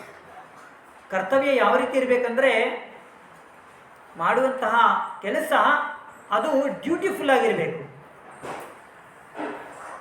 Not rightful ಆಗಿರಬಾರ್ದು. ಒಂದು ಚಿಕ್ಕ ಎಕ್ಸಾಂಪಲನ್ನು ಹೇಳ್ತೀನಿ, ಸರಿನಾ? ನಾವೆಲ್ಲ ಕೆಲಸ ಮಾಡ್ತೀವಿ, ಸೊ ನಾವೆಲ್ಲ ಇಲ್ಲಿ ಹೋರಾಟ ಮಾಡ್ತೀವಿ. ಇಡೀ ಪ್ರಪಂಚದಲ್ಲಿ ಇದೊಂದು ದೊಡ್ಡ, ಯಾವಾಗಲೂ ಕೂಡ ರೈಟ್ಸ್ ವರ್ಸಸ್ ಡ್ಯೂಟಿ, ಹಕ್ಕು ಜೊತೆಲಿ ಕರ್ತವ್ಯ. ನಾವೆಲ್ಲ ಕೂಡ ಇಲ್ಲಿ ಏನು ಮಾಡ್ತೀವಿ ಗೊತ್ತಾ? ಕೆಲಸವನ್ನ ಹಕ್ಕಿಗಾಗಿ ಕೆಲಸ ಮಾಡ್ತೀವಿ. ಒಂದು ತಿಂಗಳೆಲ್ಲ ಕೆಲಸ ಮಾಡ್ತೀವಿ. ಯಾಕೆ ಕೆಲಸ ಮಾಡ್ತೀವಿ ಅಂದರೆ 1ನೇ ತಾರೀಕು ಬಂದ ತಕ್ಷಣ ಸಂಬಳ ಕೊಡು, ಅದು ನಮ್ಮ ಹಕ್ಕು. ನೀನು ಎಷ್ಟು ಕೆಲಸ ಮಾಡಿದೆ, ಯಾವ ಥರ ಕೆಲಸ ಮಾಡಿದೆ, ಹೇಗೆಲ್ಲ ಅದನ್ನ ಯಾರೂ ಪ್ರಶ್ನೆ ಮಾಡಲ್ಲ. ನಮಗೆ ಇಲ್ಲೇನು ಸಂಬಳ ಬರಬೇಕು, ಅದು ನಮ್ಮ ಹಕ್ಕು. ಹಕ್ಕಿಗಾಗಿಯೇ ನಾವೆಲ್ಲ ಏನು ಮಾಡ್ತೀವಿ? ಇಲ್ಲಿ ಕೆಲಸವನ್ನು ಮಾಡ್ತೀವಿ. ಆದರೆ ಕರ್ತವ್ಯಕ್ಕಾಗಿ ಕೆಲಸವನ್ನು ಮಾಡೋದಿಲ್ಲ. ಇದನ್ನು ರಾಮನಿಗೊಂದು ಎಕ್ಸಾಂಪಲ್ ತಗೊಳ್ಳೋಣ. ರಾಮ ನಾಳೆ ಬೆಳಿಗ್ಗೆ ಎದ್ದ ತಕ್ಷಣ ಅವನು ಏನಾಗ್ತಾನಂದರೆ ಅಯೋಧ್ಯೆಗೆ ರಾಜ ಆಗ್ತಾನೆ, ಪಟ್ಟಾಭಿಷೇಕ. ಅದು ಅವನ ಹಕ್ಕು, ಹೌದಲ್ಲ? ಯಾಕಂದರೆ ದಶರಥನ ಹಿರಿಯ ಮಗ, ಅವನು ಇವಾಗ ಏನಾಗಬೇಕು? ರಾಜನಾಗಬೇಕು. ಅದೊಂದು ಹಕ್ಕು, ಅದೇ ನಿಜ. ಆದರೆ ನಾಳೆ ಬೆಳಿಗ್ಗೆ ಆದ ತಕ್ಷಣ ಆ ಒಂದು ರಘುಕುಲ ತಿಲಕ, ಸೂರ್ಯವಂಶದ ತಿಲಕ, ಸೂರ್ಯ ಉದಯ ಆಗೋಕ್ಕೂ ಮುಂಚೆನೇ ಅವನೊಂದು ಬ್ಯಾಡ್ ನ್ಯೂಸ್ ಇತ್ತು. ಅದು ನಮ್ಮೆಲ್ಲರ ಪ್ರಕಾರ ಅಷ್ಟೇ. ಏನದು? ನೀನು ಇವಾಗ ಕಾಡಿಗೆ ಹೋಗ್ಬೇಕು. ಈಗ ಅರ್ಥ ಮಾಡಿ, ನಿಜವಾಗ್ಲೂ ರಾಮನ ಹಕ್ಕೇನಾಗಿತ್ತು? ರಾಜನಾಗಬೇಕು. ಆದರೆ ಅವನ ಕರ್ತವ್ಯ ಏನಾಗಿತ್ತು ಗೊತ್ತಾ? ಪಿತೃಪಾಲ್ಯ, ಪಿತೃವಾಕ್ಯ ಪರಿಪಾಲನಾ. ಈಗ ಅರ್ಥ ಮಾಡಿ, ರಾಮ ಹಕ್ಕಿಗಾಗಿ ಹೋರಾಟ ಮಾಡ್ದ, ಕರ್ತವ್ಯಕ್ಕಾಗಿ ಕೆಲಸ ಮಾಡ್ದ. ಅಂದರೆ ಇದಕ್ಕೆ ಯಾಕೆ ಭಗವಂತನನ್ನ ರಾಮನನ್ನ ಧರ್ಮಜ್ಞ ಅಂತ ಕರೀತಾನಂದ್ರೆ ಅವನು ಎಲ್ಲವನ್ನು ಕೂಡ ಬ್ಯೂಟಿಫುಲ್ ಆಗಿ ಕೆಲಸ ಮಾಡ್ತಾ ಇದ್ದ ಹಕ್ಕಿಗಾಗಿ. ಆ ರಾಮನನ್ನ ಬಿಟ್ಟು ಆ ಸಂದರ್ಭದಲ್ಲಿ ಬೇರೆ ಯಾರನ್ನೇ ತಗೊಳ್ಳಿ, ದಶರಥನನ್ನ ಹಿಡಿದು ಅವರ 3 ಜನ ಪತ್ನಿಯರನ್ನು ಹಿಡಿದ್ಬೇಕಾದ್ರೆ ನೀವೇನು ಮಾಡಿ, ನೀವು ಹೊರಗಡೆ ಹೋಗಿ ನಮ್ಮದು ಹಕ್ಕು ನಾವೆಲ್ಲ ಕೆಲಸ ಮಾಡಿ ನೋಡಿ. ಉದಾಹರಣೆಗೆ ತಂದೆಗೆ ಎಷ್ಟೋ ಜನ ಮಕ್ಕಳು ಇರ್ತಾರೆ ಅನ್ಕೊಳ್ಳಿ, ತಂದೆ ಎಲ್ಲ ಆಸ್ತಿ ನಮಗೆ ಬೇಕು, ಅದು ನಮ್ಮ ಹಕ್ಕು ತಾನೇ. ತಂದೆ ಏನಾದ್ರು ಆಸ್ತಿ ಕೊಟ್ಟಿಲ್ಲ ಅಂದರೆ ಏನು ಮಾಡ್ತೀವಿ? ಕೋರ್ಟ್ಗೆ ಹಾಕ್ತೀವಿ. ಆದರೆ ಕರ್ತವ್ಯ ಏನು ಗೊತ್ತಾ? ತಂದೆ ಆಸ್ತಿ ಕೊಡಲಿ ಕೊಡದೆ ಇರಲಿ, ಆದರೆ ತಂದೆ ಮಾತನ್ನು ಕೊನೆಯವರೆಗೂ ಪರಿಪಾಲನೆ ಮಾಡಬೇಕು, ತಂದೆ ತಾಯಿಗಳನ್ನು ಕೊನೆಯವರೆಗೂ ನೋಡ್ಕೋಬೇಕಾಗಿರೋದು ನಮ್ಮ ಕರ್ತವ್ಯ. ಆದರೆ ನಾವು ಹಕ್ಕಿಗಾಗಿ ಹೋರಾಟ ಮಾಡ್ತೀವಿ, ಕೋರ್ಟ್ಗೆ ಹೋಗ್ತೀವಿ. ಕೋರ್ಟಲ್ಲಿ ಯಾರಾದರೂ ಅಪ್ಪ ಅಮ್ಮ 100 ವರ್ಷ ನೀನು ನಮ್ಮ ಮನೆಯಲ್ಲೇ ಇರಬೇಕು, ನಾನು ನಿನ್ನನ್ನೇ ನೋಡ್ಕೋಬೇಕು, ಅದೇ ನನ್ನ ಕರ್ತವ್ಯ, ನಾನು ನಿನ್ನ ನೋಡ್ಕೋಬೇಕು, ಜೀವನ ಕೊನೆಯ ಉಸಿರಿವರೆಗೂ ನಾನು ನೋಡ್ಕೋಬೇಕು ಅಂತ ಯಾರಾದರೂ ಕೋರ್ಟ್ಗೆ ಹೋಗಿರೋರು ಇದ್ದಾರಾ? ಪ್ರಪಂಚದಲ್ಲಿ ಯಾರಾದರೂ ಇದ್ದಾರಾ? ಆದರೆ ತಂದೆ ನನಗೆ ಆಸ್ತಿ ಕೊಟ್ಟಿಲ್ಲ, ಚಿಕ್ಕ ಮಗನಿಗೆ ಜಾಸ್ತಿ ಕೊಟ್ಬಿಟ್ರು, ದೊಡ್ಡ ಮಗನಿಗೆ ಜಾಸ್ತಿ ಕೊಟ್ಬಿಟ್ರು, ನನಗೆ ತಾರತಮ್ಯ ಮಾಡಿಬಿಟ್ರು. ಆದರೆ ಭಗವಂತ ರಾಮಚಂದ್ರ ನಾಳೆ ಬೆಳಿಗ್ಗೆ ಅವನು ಅಯೋಧ್ಯೆಯ ರಾಜ ಆಗಬೇಕು, ಆದರೆ ಅದು ಒಂದು ಹಕ್ಕು, ಆದರೆ ಒಂದು ಕರ್ತವ್ಯವ ಪಿತೃವಾಕ್ಯ ಪರಿಪಾಲನಾ, ಅದಕ್ಕಾಗಿ ನಿಂತ. ಹಾಗಾಗಿ ಅವನು ಧರ್ಮಜ್ಞ. ಎರಡನೇದಾಗಿ, one who carries on his duties in all situations. Rama ಅವನು ರಾಜನಾಗಿರಲಿ, ಸೇವಕನಾಗಿರಲಿ, ರಾಮ ರಾಜ್ಯದಲ್ಲೇ ಇರಲಿ, ನಾಡಿನಲ್ಲೇ ಇರಲಿ ಅಥವಾ ಕಾಡಿನಲ್ಲೇ ಇರಲಿ, ಅವನು ಯಾವಾಗಲೂ ಕೂಡ ಕರ್ತವ್ಯ ಪರಿಪಾಲನೆಯನ್ನು ಮಾಡುವುದು. ಒಂದು ಸಂದರ್ಭ ಬರುತ್ತೆ. ಸಂದರ್ಭ ಏನಂದರೆ, ರಾಮ ಕಾಡಿಗೆ ಹೋಗಿರ್ತಾರೆ 14 ವರ್ಷ. ಆ ಸಮಯದಲ್ಲಿ ಆ ಕಾಡಿನಲ್ಲಿರುವಂಥ ತುಂಬ ಜನ ಋಷಿಮುನಿಗಳು ಏನು ಮಾಡ್ತಾರೆ? ರಾಮನ ಹತ್ರ ಬರ್ತಾರೆ. ರಾಮನ ಹತ್ರ ಬಂದು, ರಾಮ, ನಾವೆಲ್ಲರೂ ಕೂಡ ನಿನ್ನ ಸೇವಾಪರರಾಗಿದ್ದೀವಿ, ನಿನ್ನ ಸೇವೆಯನ್ನು ಮಾಡೋದಕ್ಕೋಸ್ಕರ ನಾವು ಯಾವಾಗ ಯಜ್ಞಗಳನ್ನು ಯಾಗಗಳನ್ನು ಮಾಡಬೇಕಾದ್ರೆ ಎಲ್ಲ ರಾಕ್ಷಸರು ರಕ್ಕಸರು ಅವರೆಲ್ಲ ಏನು ಮಾಡ್ತಾರೆ? ಬಂದು ನಮ್ಮ ಯಜ್ಞ ಯಾಗಾದಿಗಳನ್ನು ಅವರು ಹಾಳು ಮಾಡ್ತಾ ಇದ್ದಾರೆ. ರಾಮ, ಆದರೆ ಅವರನ್ನು ನಮ್ಮಲ್ಲಿರುವಂಥ ಶಕ್ತಿಗೆ ಅನುಗುಣವಾಗಿ, ನಮ್ಮಲ್ಲಿ ಎಷ್ಟು ಶಕ್ತಿ ಇದೆಯಲ್ವ, ತಪಸ್ಸಿನ ಶಕ್ತಿ ಮುಖಾಂತರ ಅವರನ್ನು ನಾವು ಖಂಡಿತವಾಗ್ಲೂ ಕೂಡ ನಾವೇ ಅವರನ್ನು ವಧೆ ಮಾಡಬಹುದು. ಆದರೆ ರಾಮ, ನಾವು ಕಾಡಿಗೆ ಬಂದಿದ್ದೀವಿ, ಈ ಒಂದು ವೈಲೆನ್ಸ್ನ, ಈ ಒಂದು ಹಿಂಸೆಯನ್ನು, ಇದೆಲ್ಲವನ್ನ ಬಿಟ್ಟು ಅಹಿಂಸೆಯನ್ನು ಮಾಡ್ತಾ, ಎಲ್ಲದಕ್ಕಿಂತ ಮುಖ್ಯವಾಗಿ ರಾಮ, ನಾನು ಸದಾ ನಿಮ್ಮ ಮೇಲೆ ನಾವು ನಿರ್ಭರರಾಗಿದ್ದೀವಿ, ನಮ್ಮನ್ನು ನಾವು ರಕ್ಷಣೆ ಮಾಡ್ಕೊಳ್ಳೋದಲ್ಲ, ಆದರೆ ನಮ್ಮ ರಕ್ಷಣೆ ನಿಮ್ಮ ಹೊಣೆ. ಹಾಗಾಗಿ ರಾಮ, ನಿನಗೇನಾದರೂ ಕೂಡ ನಮ್ಮನ್ನು ರಕ್ಷಣೆ ಮಾಡಬೇಕು ಅನ್ನುವಂತಹ ನಾವು ರಕ್ಷಣೆಗೆ ಯೋಗ್ಯರಾಗಿದ್ದರೆ, ರಕ್ಷಣೆ ಮಾಡಬೇಕು ಅಂತ ನಿಮ್ಗೆ ಅನಿಸಿದರೆ ನಮ್ಮ ರಕ್ಷಣೆಯನ್ನು ಮಾಡು ನೀವು ಅಂತ ಹೇಳ್ತಾರೆ. ಆಗ ಸೀತಾಮಾತಾ ಹೇಳ್ತಾರೆ, ರಾಮ, ನಾವಿಲ್ಲಿ ವನಚಾರಿ ರಾಮ, ಕ್ಷತ್ರಿಯನಾಗಿ ಬಂದಿಲ್ಲ, ವನಚಾರಿಗಳಾಗಿ ಬಂದಿದ್ದೀವಿ. ಇಲ್ಲಿ ನಾವು ಬಂದಾಗ ಇಲ್ಲಿ ನೀನು ಮತ್ತೆ ಯುದ್ಧವನ್ನು ಮಾಡೋದು, ಸಂಹಾರವನ್ನು ಮಾಡೋದು, ಅದೆಲ್ಲ ಯಾಕೆ ಬೇಕು ರಾಮ? ನಾವೇನು ಮಾಡೋಣ ಅಂದರೆ ವನಚಾರಿಗಳಾಗಿ ಬಂದಿದ್ದೀವಿ, ಹಾಗೆ ನಾವು ಮುಂದಕ್ಕೆ ಹೋಗ್ಬಿಡೋಣ ಅಂತ ಹೇಳ್ತಾರೆ. ಆಗ ರಾಮ ಏನು ಹೇಳ್ತಾರೆ ಗೊತ್ತಾ? ಕರ್ತವ್ಯ ನಿರತನಾದಂತಹ ರಾಮ ಮೊಟ್ಟ ಮೊದಲನೇದಾಗಿ ಸೀತಾ ಹೇಳಿದಂಥ ಮಾತನ್ನು ಕೇಳಿಸ್ಕೊತಾರೆ. ಕೇಳಿಸ್ಕೊಂಡ ನಂತರ ಹೇಳ್ತಾರೆ, ಸೀತಾ, ನಾನೀಗ ಕಾಡಿನಲ್ಲಿದ್ದೀನಿ, ಆದರೆ ನಾಡಿನ ದೊರೆ ಭರತ. ಈಗ ನಾಡಿನ ದೊರೆ ಯಾರು? ಭರತ. ಆ ಭರತನ ಸೇವಕ ನಾನೀಗ. ಹಾಗಾಗಿ ಸೇವಕನಾದವನು ತನ್ನ ಕರ್ತವ್ಯವನ್ನು ಯಾವಾಗಲೂ ಕೂಡ ಮಾಡಲೇಬೇಕು. ಹಾಗಾಗಿ ಯಾರಾದರೂ ಶರಣಾಗತರಾಗಿ ಬಂದರೆ, ರಕ್ಷಣೆಯನ್ನು ಕೇಳಿದರೆ, ಆ ಭರತನ ನಾಡಿನ ದೊರೆಯ ಸೇವಕನಾಗಿ ನಾನು ಇವಾಗ ಕೆಲಸವನ್ನು ಮಾಡೇ ಮಾಡ್ತೀನಿ ಅಂತ ಏನು ಮಾಡ್ತಾರೆ ಅಂದರೆ, ಆ ಎಲ್ಲ ಆಶ್ರಿತರಾದಂತಹ ಎಲ್ಲ ಭಕ್ತರಿಗೆ, ಋಷಿಮುನಿಗಳಿಗೆ ಅವ್ರು ಕೇಳಿದಂತೆ ರಕ್ಷಣೆಯನ್ನು ಮಾಡ್ತಾರೆ. ಅಂದರೆ ಇದರಲ್ಲಿ ಒಂದು ತಾತ್ಪರ್ಯ ಇದೆ, ನಾವು ಅರ್ಥ ಮಾಡ್ಕೊಳ್ಳೋದು. ಜಸ್ಟ್ ಎಕ್ಸಾಂಪಲ್ ಅಷ್ಟೇ. ನಾವು ಸೇವೆಯನ್ನು ಮಾಡ್ತೀವಿ, ಎಲ್ಲಿವರೆಗೂ ಮಾಡ್ತೀವಿ? ಆಫೀಸಲ್ಲಿ ಇರೋವರೆಗೂ ಸೇವೆ ಮಾಡ್ತೀವಿ. ಹೌದಲ್ಲ? ಆಫೀಸ್ ಆಗಿದ ತಕ್ಷಣ ಆಫೀಸ್ಗಳನ್ನ ಅಟೆಂಡ್ ಮಾಡ್ತೀವಾ? ಮಾಡಲ್ಲ. ಜೊತೆಯಲ್ಲಿ ಸೇವೆಯನ್ನು ಯಾವುದಕ್ಕೋಸ್ಕರ ಮಾಡಿದ್ರು ಅಂದರೆ ರಾಮ ಹೇಳ್ತಾ ಇದ್ದಾರೆ, ಇದು ನನ್ನ, ನೀವೆಲ್ಲ ಇಷ್ಟೊಂದು ಬೇಡ್ಕೋಬೇಕಾದಂಥ ಅವಶ್ಯಕತೆ ಇಲ್ಲ, ಇದು ನನ್ನ ಸೌಭಾಗ್ಯ. ಯಾಕಂದರೆ ನೀವು ನನ್ನ ಉದ್ಧಾರಕ್ಕಾಗಿ ಈ ಒಂದು ಸೇವೆಯನ್ನು ಕೊಟ್ಟು ನಾನು ಅದನ್ನು ನನ್ನ ಪ್ಯೂರಿಫಿಕೇಷನ್ಗೋಸ್ಕರ ಮಾಡ್ತೀನಿ. ಸೇವೆಗಳನ್ನು ಹೇಗೆ ಮಾಡಬೇಕಂದ್ರೆ, ಸೇವೆಯನ್ನು ಬಂದಾಗ ಆ ಸೇವೆನ ನಾವು ಪ್ಯೂರಿಫಿಕೇಷನ್ಗೋಸ್ಕರ ಮಾಡಬೇಕು ಅನ್ನೋದನ್ನು ತೋರಿಸ್ಕೊಟ್ಟಂಥವ್ರು ಯಾರು ಅಂದರೆ ಶ್ರೀ ರಾಮ. ಹಾಗಾಗಿ ರಾಮ ಯಾರು ಅಂದರೆ ಧರ್ಮಿಷ್ಠ ಅನ್ನೋದನ್ನ ಈ ಒಂದು ಇದರಲ್ಲಿ ನಾವು ಅರ್ಥವನ್ನು ಮಾಡ್ಕೋಬಹುದು. ಎರಡನೇದಾಗಿ ರಾಮ ಯಾರು ಅಂದರೆ Satyavan, aware of the power of words. ಅಂದರೆ ಒಂದು ಮಾತಲ್ಲಿ ಹೇಳಬೇಕಂದ್ರೆ ನುಡಿದಂತೆ ನಡೆ. ಇಂಗ್ಲೀಷಲ್ಲಿ ಹೇಳ್ತಾರೆ ವಾಕ್ ಆನ್ ಟಾಕ್. ಇದು ತುಂಬ ಕಷ್ಟ. ನುಡಿದಂತೆ ನಡೆಯೋದು ಎಷ್ಟು ಕಷ್ಟ ಅಂತ ಗೊತ್ತಲ್ಲ. ನಾವು ಏನು ಮಾತಾಡಿದ್ವಿ, ನಾವು ಒಂದು ಕಾಲದಲ್ಲಿ ಮಾತಿನ ಮೇಲೆ ಎಲ್ಲ ನಿಂತ್ಕೋತಾ ಇದ್ರಂತೆ. ಈಗ ಮಾತಿನ ಮೇಲೆ ಎಲ್ಲ ಸಬ್ ರಿಜಿಸ್ಟರ್ ಆಫೀಸಲ್ಲಿ ನೀವು ರಿಜಿಸ್ಟರ್ ಮಾಡೋದು ಕೂಡ ಇದು ನಾನು ಮಾಡಿಲ್ಲ ಅಂತ ಹೇಳುವಂಥ ಪರಿಸ್ಥಿತಿ ನಮ್ಮದು. ಆದರೆ ರಾಮ ಹೇಗಂದರೆ, ಹಾಗಾಗಿ ರಾಮನಿಗೊಂದು ಮಾತು ಹೇಳ್ತಾರೆ, ಏನು ಹೇಳಿ, ಒಂದೇ ಬಾಣ, ಒಂದೇ ಮಾತು, ಒಂದೇ ರಾಮ ಅಂದರೆ ಎಲ್ಲ ಒಂದೇ. ಒಂದು ಸರಿ ಬಾಣವನ್ನು ತೆಗೆದು ಬಿಟ್ಟರೆ, ಬಾಣ ಎಲ್ಲಿ ಗುರಿ ನೋಡಿ ಬಿಟ್ಟಿರ್ತೀವೋ ಆ ಬಾಣ ಮತ್ತೆ ವಾಪಸ್ ಬರುತ್ತಾ? ಬರಲ್ಲ. ಮತ್ತೆ ಹೇಗೆ ಹೋಗ್ಬೇಕು ಹಾಗೆ ಹೋಗ್ತಾ ಇರುತ್ತೆ. ಅದೇ ಪ್ರಕಾರವಾಗಿ ರಾಮ ಒಮ್ಮೆ ಮಾತು ಕೊಟ್ಟರೆ ಮತ್ತೆ ವಾಪಸ್ ತಗೋತಾರಾ? ತಗೊಳ್ಳಲ್ಲ. ಒಂದೇ ಮಾತು, ಒಂದೇ ಬಾಣ, ವಾಕ್ ಆನ್ ಟಾಪ್, ಅದು ರಾಮ. ಹಾಗಾಗಿ ಅವನನ್ನು ಏನಂತ ಕರೀತಾರೆ ಅಂದರೆ ಸತ್ಯವಾಕ್ಯ ಪರಿಪಾಲನ. ಸೊ ಇದು ತುಂಬ ತುಂಬ ಕಷ್ಟ, ನಿಜವಾಗ್ಲೂ ತುಂಬ ಕಷ್ಟ. ನಾವು ಹೇಳೋದೊಂದು, ಮಾಡೋದೊಂದು. ಆದ್ರೆ ರಾಮ ಯಾವತ್ತೂ ಕೂಡ ಹಾಗೆ, ನಾನು ಅದಕ್ಕೆ ಹೇಳಿ, ಯಾಕೆ ಎಲ್ಲರಿಗೂ ರಾಮರಾಜ್ಯನೇ ಬೇಕು ಅಂದರೆ ರಾಮ ಅದೊಂದು ಟ್ರೆಂಡ್ ಸೆಟ್ ಮಾಡಿದ್ದಾರೆ. ಅಂತಹ ಒಂದು ಮರ್ಯಾದೆ ಅಂದರೆ ಹೇಳಿದ್ನಲ್ಲ ನಾನು, ಮರ್ಯಾದೆ ಅಂದ್ರೇನು? ಸದಾಚಾರ. ಆ ಗುಣಗಳನ್ನು ಯಾರು ಕೂಡ ಅದನ್ನು ಮೀಟ್ ಮಾಡೋಕ್ಕೆ ಆಗಲ್ಲ. ಮೂರನೇದಾಗಿ ಚರಿತ್ರವಾನ್.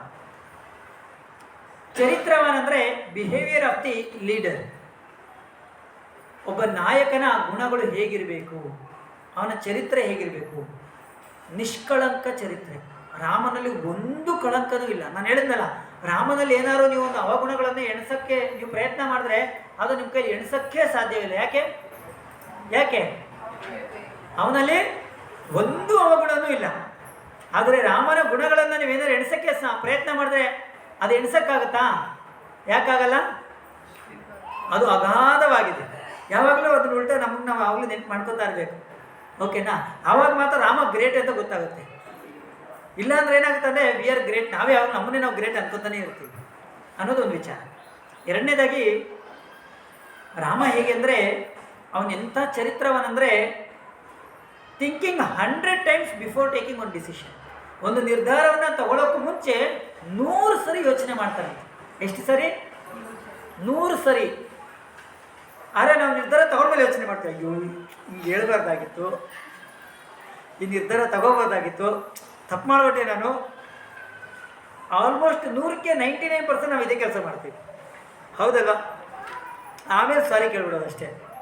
ಅರೆ ರಾಮ ಒಂದು ನಿರ್ಧಾರ ತಗೊಳ್ಳೋಕ್ಕೂ ಮುಂಚೆ 100 ಸರಿ ಯೋಚನೆ ಮಾಡ್ತಾನೆ. ಅಷ್ಟು ಎಲ್ಲ ತಿಳುವಳಿಕೆ ಉಳ್ಳಂತಹ ರಾಮ ಇಷ್ಟು ಸರಿ ಯೋಚನೆ ಮಾಡಬೇಕಂದ್ರೆ, ನಾವೊಂದು ಮಾತು ಆಡಬೇಕಂದ್ರೆ, ಒಂದು ನಿರ್ಧಾರ ತಗೋಬೇಕಾದ್ರೆ, ಹೌದಲ್ಲ? ಆದರೆ ಎಲ್ಲ ಇದು ತುಂಬ ವಿಶೇಷವಾದಂತಹ ಗುಣ. 100 ಸರಿ ಯೋಚನೆ ಮಾಡೋದು ತುಂಬ ತುಂಬ ವಿಶೇಷವಾದಂತಹ ಗುಣ ಒಂದು ನಿರ್ಧಾರ ತಗೊಳ್ಳೋಕ್ಕೂ ಮುಂಚೆ ಅನ್ನೋದನ್ನು ಕೂಡ ನಾವೇನು ಮಾಡ್ಬೋದು ಅಂದರೆ ಆ ರಾಮನಲ್ಲಿ ನಾವು ಅದನ್ನು ತಿಳುವಳಿಕೆಯನ್ನು ಪಡಿಬೋದು. ನಾಲ್ಕನೇದಾಗಿ ನಾನು ತುಂಬ ಸರಳವಾಗಿ ಒಂದೊಂದೇ ಗುಣಗಳನ್ನು ಹೇಳಿದಾಗ, ಯಾಕೆಂದರೆ ಭಗವಂತನ ಗುಣಗಳನ್ನು ಒಂದೊಂದು, ಇವಾಗ ಸತ್ಯವಾನ್ ಅಂದರೆ ಅದನ್ನು 1 ಗಂಟೆ ಅಲ್ಲ, 1 ದಿನ ಅಲ್ಲ, ಎಷ್ಟು ದಿನ ಬೇಕಾದ್ರೂ ಮಾತಾಡ್ಬೋದು. ಆದರೆ ಸರಳವಾಗಿ ಸ್ವಲ್ಪ ನಾವಿಲ್ಲಿ ತಿಳುವಳಿಕೆಯನ್ನು ಪಡೆಯೋದು. ಎರಡನೇದಾಗಿ ವಿದ್ಯಾವಾನ್. ವಿದ್ಯಾವಾನ್ ಅಂದರೆ ಏನು? ತುಂಬ ಜ್ಞಾನವುಳ್ಳವನು, ಅವರನ್ನು ವಿದ್ಯಾವಾನ್ ಅಂತ ಕರೀತಾರೆ. ಆದರೆ ಇನ್ನೊಂದು ಅರ್ಥ ಏನು ಗೊತ್ತಾ? Always in the mood to learn. ನಿಜವಾಗ್ಲೂ ವಿದ್ಯಾವಾನ್ ಯಾರು, ನಿಜವಾಗ್ಲೂ ಜ್ಞಾನಿ ಯಾರು ಅಂದರೆ ಸದಾ ಕಲಿಬೇಕು ಅನ್ನುವಂತಹ ಮನೋಭಾವನೆ ಉಳ್ಳವನನ್ನು ವಿದ್ಯಾವಾನ್ ಅಂತ ಕರೀತಾರೆ. ರಾಮ ಎಲ್ಲವನ್ನು ಕೂಡ ಬಲ್ಲವ. ನಾನು ಹೇಳಿದ್ನಲ್ವಾ, ರಾಮ ಯಾರು ಅಂದರೆ ಧರ್ಮಂತು ಸಾಕ್ಷಾತ್ ಭಗವತ್ ಪ್ರಣೀತ. ಅವನಿಗೆ ಎಲ್ಲವನ್ನು ಬಲ್ಲವನವನು. ಆದರೂ ಕೂಡ ಆ ರಾಮ ಏನು ಮಾಡ್ತಾನೆ ಅಂದರೆ ವಿಶ್ವಾಮಿತ್ರ ಮುನಿಗಳ ಬಳಿ ಹೋಗಿ, ವಸಿಷ್ಠ ಮುನಿಗಳ ಬಳಿ ಹೋಗಿ ಅವರೇನು ಮಾಡ್ತಾರೆ, ತಿಳುವಳಿಕೆಯನ್ನು ಅವರು ಯಾವಾಗಲೂ ಕೂಡ ಪಡೀತಾರೆ. ಖುದ್ದಾಗಿ ಭಗವಂತ ಕೃಷ್ಣನು ಕೂಡ ಯಾರ ಬಳಿ ಹೋಗಿ ತಿಳುವಳಿಕೆಯನ್ನು ಪಟ್ಟರು? ಸಾಂದೀಪನಿ ಮುನಿ ಅಂತ. ನಿಜವಾಗ್ಲೂ ಹೇಳಬೇಕಂದ್ರೆ ಭಗವಂತ ಕೃಷ್ಣನಿಗೆ ಜ್ಞಾನ ಬೇಕಾಗಿತ್ತ? ಇಡೀ ಪ್ರಪಂಚಕ್ಕೆ ಒಂದೇ ಜ್ಞಾನ, ಭಗವದ್ಗೀತೆಯನ್ನು ಹೇಳಿದಂಥ ಭಗವಂತ ಕೃಷ್ಣ. ಆದರೆ ಅದೇ ಭಗವಂತ ಗುರುಗಳ ಹತ್ರ ಹೋಗ್ಬಿಟ್ಟು ಅವರ ಪಾದಾರವಿಂದಗಳಲ್ಲಿ ಕೂತು ನನಗೊಂದೆರಡು ವಿಚಾರ ಹೇಳ್ಕೊಡಿ ಅಂದರೆ ಅದು ಎಷ್ಟು ವಿಚಾರ. ಅದನ್ನೇ ವಿದ್ಯಾ ವಿನಯ ಸಂಪನ್ನೆ. ನಮ್ಮಲ್ಲಿ ತುಂಬ ಜನಗಳಿಗೆ ಎಲ್ಲರಿಗೂ ಕೂಡ ಜ್ಞಾನ ಇದೆ, ಆದರೆ ಅದನ್ನು ಅಳವಡಿಸ್ಕೊಂಡು ಹೋಗುವಂತಾಗ ಏನಂತಾರೆ, ಅದನ್ನು ಶಕ್ತಿ ಇಲ್ಲ.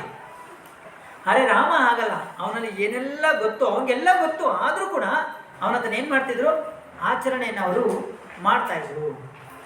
ಜೊತೆಯಲ್ಲಿ ತುಂಬ ಇನ್ನೊಂದು ವಿಚಾರ ಏನಂದರೆ, ಇದು ಇನ್ನೂ ಅದ್ಭುತವಾದಂಥ ಒಂದು ಗುಣ. ಯಾಕೆ ರಾಮ ವಿದ್ಯಾವಾನ್ ಅಂದರೆ, ರಾಮ ಯಾವಾಗಲೂ ಕೂಡ ಕಲಿಯುವಂತಹ ವ್ಯಕ್ತಿ ಕೇವಲ ಗುರುಗಳಲ್ಲಿ ಮಾತ್ರ ಅಲ್ಲ, ಒಬ್ಬ ಶತ್ರುವಿನಲ್ಲೂ ಕೂಡ ಕಲಿಯುವಂತಹ ಗುಣ ಯಾರಲ್ಲಿದೆ ಅಂದರೆ ಅದು ಕೇವಲ ರಾಮನಲ್ಲಿ ಮಾತ್ರ ಇದೆ.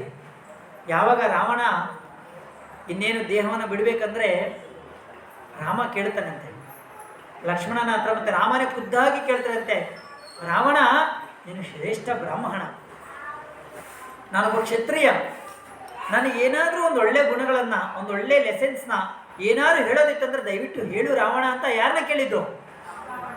ರಾವಣನ. ರಾವಣ ಯಾರು? ರಾಕ್ಷಸ, ಶತ್ರು, ತನ್ನ ಸ್ವಂತ ಪತ್ನಿಯನ್ನು ಅಪಹರಣ ಮಾಡಿದವನು, ಎಷ್ಟೆಲ್ಲ ತೊಂದರೆಯನ್ನು ಕೊಟ್ಟವನು.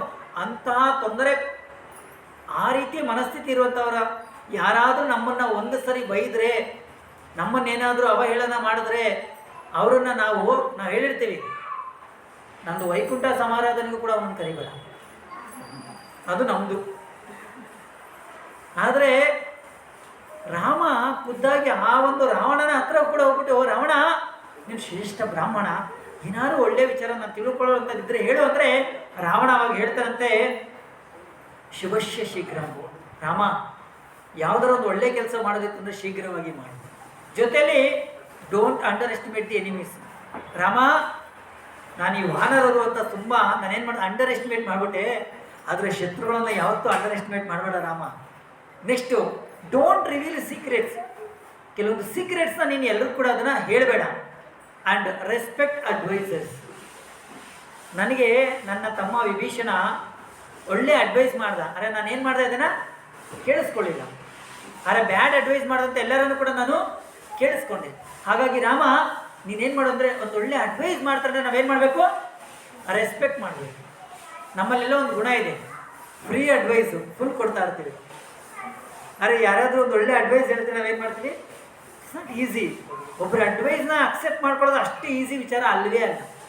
ಅರೆ ರಾಮ ಶತ್ರುವಿನಲ್ಲೂ ಕೂಡ ಒಂದು ಅಡ್ವೈಸ್ನ ಅಕ್ಸೆಪ್ಟ್ ಮಾಡಿಕೊಂಡಂತಹ ಗುಣ ರಾಮನಲ್ಲಿ ಮಾತ್ರ ಇರೋದು.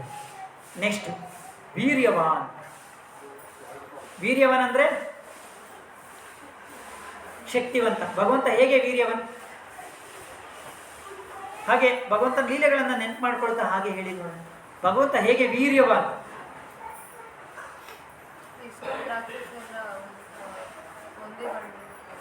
ಎಷ್ಟೋ ರಾಕ್ಷಸರನ್ನ ರಾಮ ಏನು ಮಾಡ್ತಾರೆ?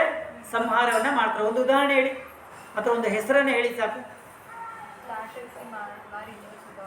ತಾಟಕಿ, ಮಾರೀಚ, ಸುಬಾಹು, ಇವರೆಲ್ಲರನ್ನು ಕೂಡ ರಾಮ ಎಂತಹ ವೀರ್ಯವಾನ್.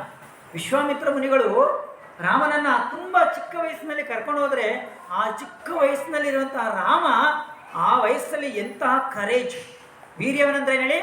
ಕರೇಜ್. ಆ ಒಂದು ಕರೇಜಲ್ಲಿ ಏನು ಮಾಡ್ತಾರೆ? ಹೋಗಿ ಅವರನ್ನು ಸಂಹಾರವನ್ನು ಮಾಡ್ತಾರೆ. ಅದೇ ರಾಮ ಕರ ಮತ್ತು ದೂಷಣರನ್ನು 40,000 ರಾಕ್ಷಸರನ್ನ ಕೇವಲ ಒಂದೇ ಗಂಟೆಯಲ್ಲಿ ಏನು ಮಾಡ್ತಾರೆ? ಸಂಹಾರವನ್ನು ಮಾಡ್ತಾರೆ. ಜೊತೆಯಲ್ಲಿ ಈ ಒಂದು ಶಕ್ತಿವಂತ, ವೀರ್ಯವಾನ್, ಕರೇಜ್ ಅಂದರೆ ಕೇವಲ ಯುದ್ಧದಲ್ಲಿ ಹೋರಾಟ ಮಾಡಿದ್ರೆ ಮಾತ್ರ ಕರೇಜ್ ಅಂತ ಕರೆಯಲ್ಲ. ನಿಜವಾದ ಕರೇಜ್ ಏನಂದರೆ ಫಾಲೋ ದಿ ಧರ್ಮ ಇರ್ರೆಸ್ಪೆಕ್ಟಿವ್ ಆಫ್ ಪೀಪಲ್ ಒಪಿನಿಯನ್. ಜೊತೆಲಿ ಏನಂದರೆ courageous not only in battle field but also in the battle field of life. ಯುದ್ಧದಲ್ಲಿ ಮಾತ್ರ ವೀರ್ಯವನ್ನನ್ನು ನಾವು ಕರೆಯೋದಿಲ್ಲ. ಅರೆ ನಿಜ ಜೀವನದಲ್ಲೂ ಕೂಡ ಒಂದು ಅದ್ಭುತವಾದಂಥ ನಿರ್ಧಾರವನ್ನು ತಗೋಬೇಕಂದ್ರೆ ಅವರಲ್ಲಿ ಏನಿರ್ಬೇಕಂದ್ರೆ ಶಕ್ತಿ ಇರಬೇಕು, ಧೈರ್ಯ ಇರಬೇಕು. ನಾವೊಂದು ಒಳ್ಳೆ ಕೆಲಸ ಮಾಡಬೇಕಂದ್ರೆ ತುಂಬ ಜನ ಅಪೋಸ್ ಮಾಡ್ತಾರೆ. ಅಷ್ಟು ಅಪೋಸ್ ಅದನ್ನೇ ಹೇಳಿದ್ದು ಏನಂದರೆ ಫಾಲೋ ಧರ್ಮ ಇರ್ರೆಸ್ಪೆಕ್ಟಿವ್ ಆಫ್ ಪೀಪಲ್ ಒಪಿನಿಯನ್. ನೀವೊಂದು ಒಳ್ಳೆ ಕರ್ತವ್ಯವನ್ನು ಮಾಡಬೇಕು ಅಂದರೆ ಎಷ್ಟೇ ಅಪೋಸಿಷನ್ ಇದ್ದರೂ ಕೂಡ ನೀವು ಅದನ್ನು ಫಾಲೋ ಮಾಡಬೇಕು. ಅದು ನಿಜವಾದ ವೀರ್ಯವಾನ್. ಅದು ಭಗವಂತ ರಾಮನಲ್ಲಿ ಇದ್ದದ್ದು. ಇದು ಭಗವಂತನ ವೀರ್ಯವಾನ್. ಇನ್ನು ನೆಕ್ಸ್ಟ್ ಗುಣ ಏನಂದರೆ ಗುಣವಾನ್. ಭಗವಂತ ನಿಜವಾಗ್ಲೂ ಕೂಡ ಗುಣವಾನ್. ಯಾವ ರೀತಿ ಅಂದರೆ ಶಾಸ್ತ್ರದಲ್ಲಿ ಹೇಳ್ತಾರೆ, ಕೃಷ್ಣ ಏನಾದ್ರು ಎಲ್ಲ ಆಭರಣಗಳನ್ನು ಹಾಕ್ಕೊಂಡ್ರೆ ಆ ಆಭರಣಗಳಿಂದ ಕೃಷ್ಣ ಸುಂದರವಾಗಿ ಕಾಣಿಸ್ಕೋತಾನ, ಅಥವಾ ಕೃಷ್ಣ ಆಭರಣಗಳನ್ನು ಹಾಕ್ಕೊಂಡಿರೋದ್ರಿಂದ ಆ ಆಭರಣಗಳಿಗೆ ಸೌಂದರ್ಯ ಬರುತ್ತಾ? ಆಭರಣಗಳಿಗೆ ಸೌಂದರ್ಯ ಬರುತ್ತೆ. ಅದೇ ಪ್ರಕಾರವಾಗಿ ಆ ರಾಮನಲ್ಲಿ ಎಷ್ಟು ಗುಣಗಳಿದೆ ಅಂದರೆ ಈ ಎಲ್ಲ ಗುಣಗಳನ್ನು ರಾಮಚಂದ್ರ ಹೊಂದಿರೋದಕ್ಕೆ ರಾಮಚಂದ್ರ ಗ್ರೇಟ್ ಅಲ್ಲ. ಯಾವಾಗ ಎಲ್ಲ ಗುಣಗಳು ರಾಮನಲ್ಲಿ ಇರೋದ್ರಿಂದ ಆ ಗುಣಗಳಿಗೆ ಏನಾಯ್ತಂದ್ರೆ ಗ್ರೇಟ್ನೆಸ್ ಬಂತಂತೆ. ಆ ಗುಣಗಳಿಗೆ ರೆಕಾಗ್ನೈಸೇಷನ್ ಬಂತಂತೆ. ರೆಕಾಗ್ನೈಸೇಷನ್ ಹೇಳಿ ಮನ್ನಣೆ, ಗೌರವ. ಈ ಸತ್ಯವಾನ್, ಶೀಲವಾನ್, ವಿದ್ಯಾವಾನ್, ವೀರ್ಯವಾನ್, ಈ ಎಲ್ಲ ಗುಣಗಳು ರಾಮನಲ್ಲಿ ಇರೋದ್ರಿಂದ ಆ ಗುಣಗಳಿಗೆ ಘನತೆ ಬಂತಂತೆ. ಅಂಥ ರಾಮನ ಗುಣಗಳನ್ನು ಜಸ್ಟ್ ಹಾಗೆ ಒಂದೆರಡು ಹಾಗೆ ಹೇಳಿ ನೋಡೋಣ. ಯಾಕೆ ರಾಮ ಗುಣವಾನ್? ಅವನಲ್ಲಿದ್ದಂಥ ಒಳ್ಳೆ ಗುಣಗಳನ್ನು ಹೇಳಿ. ವಿನಯಶೀಲ, ಆಮೇಲೆ ತ್ಯಾಗ, ಗುಡ್. ಆಮೇಲೆ ಮೃದುವಾದ ಮಾತು, ಎಸ್. ಅವನಲ್ಲಿ ಹೇಳಿದ್ನಲ್ಲ ಆವಾಗಲೇ ಪ್ರಭು ಹೇಳಿದಂಗೆ, ಅವನು ಏನಂದರೆ ಮಿತಭಾಷಿ, ತುಂಬ ಮೃದುವಾಗಿ ಅವನೇನು ಮಾಡ್ತಿದ್ರು, ಮಾತಾಡ್ತಾ ಇದ್ರು. ಆಮೇಲೆ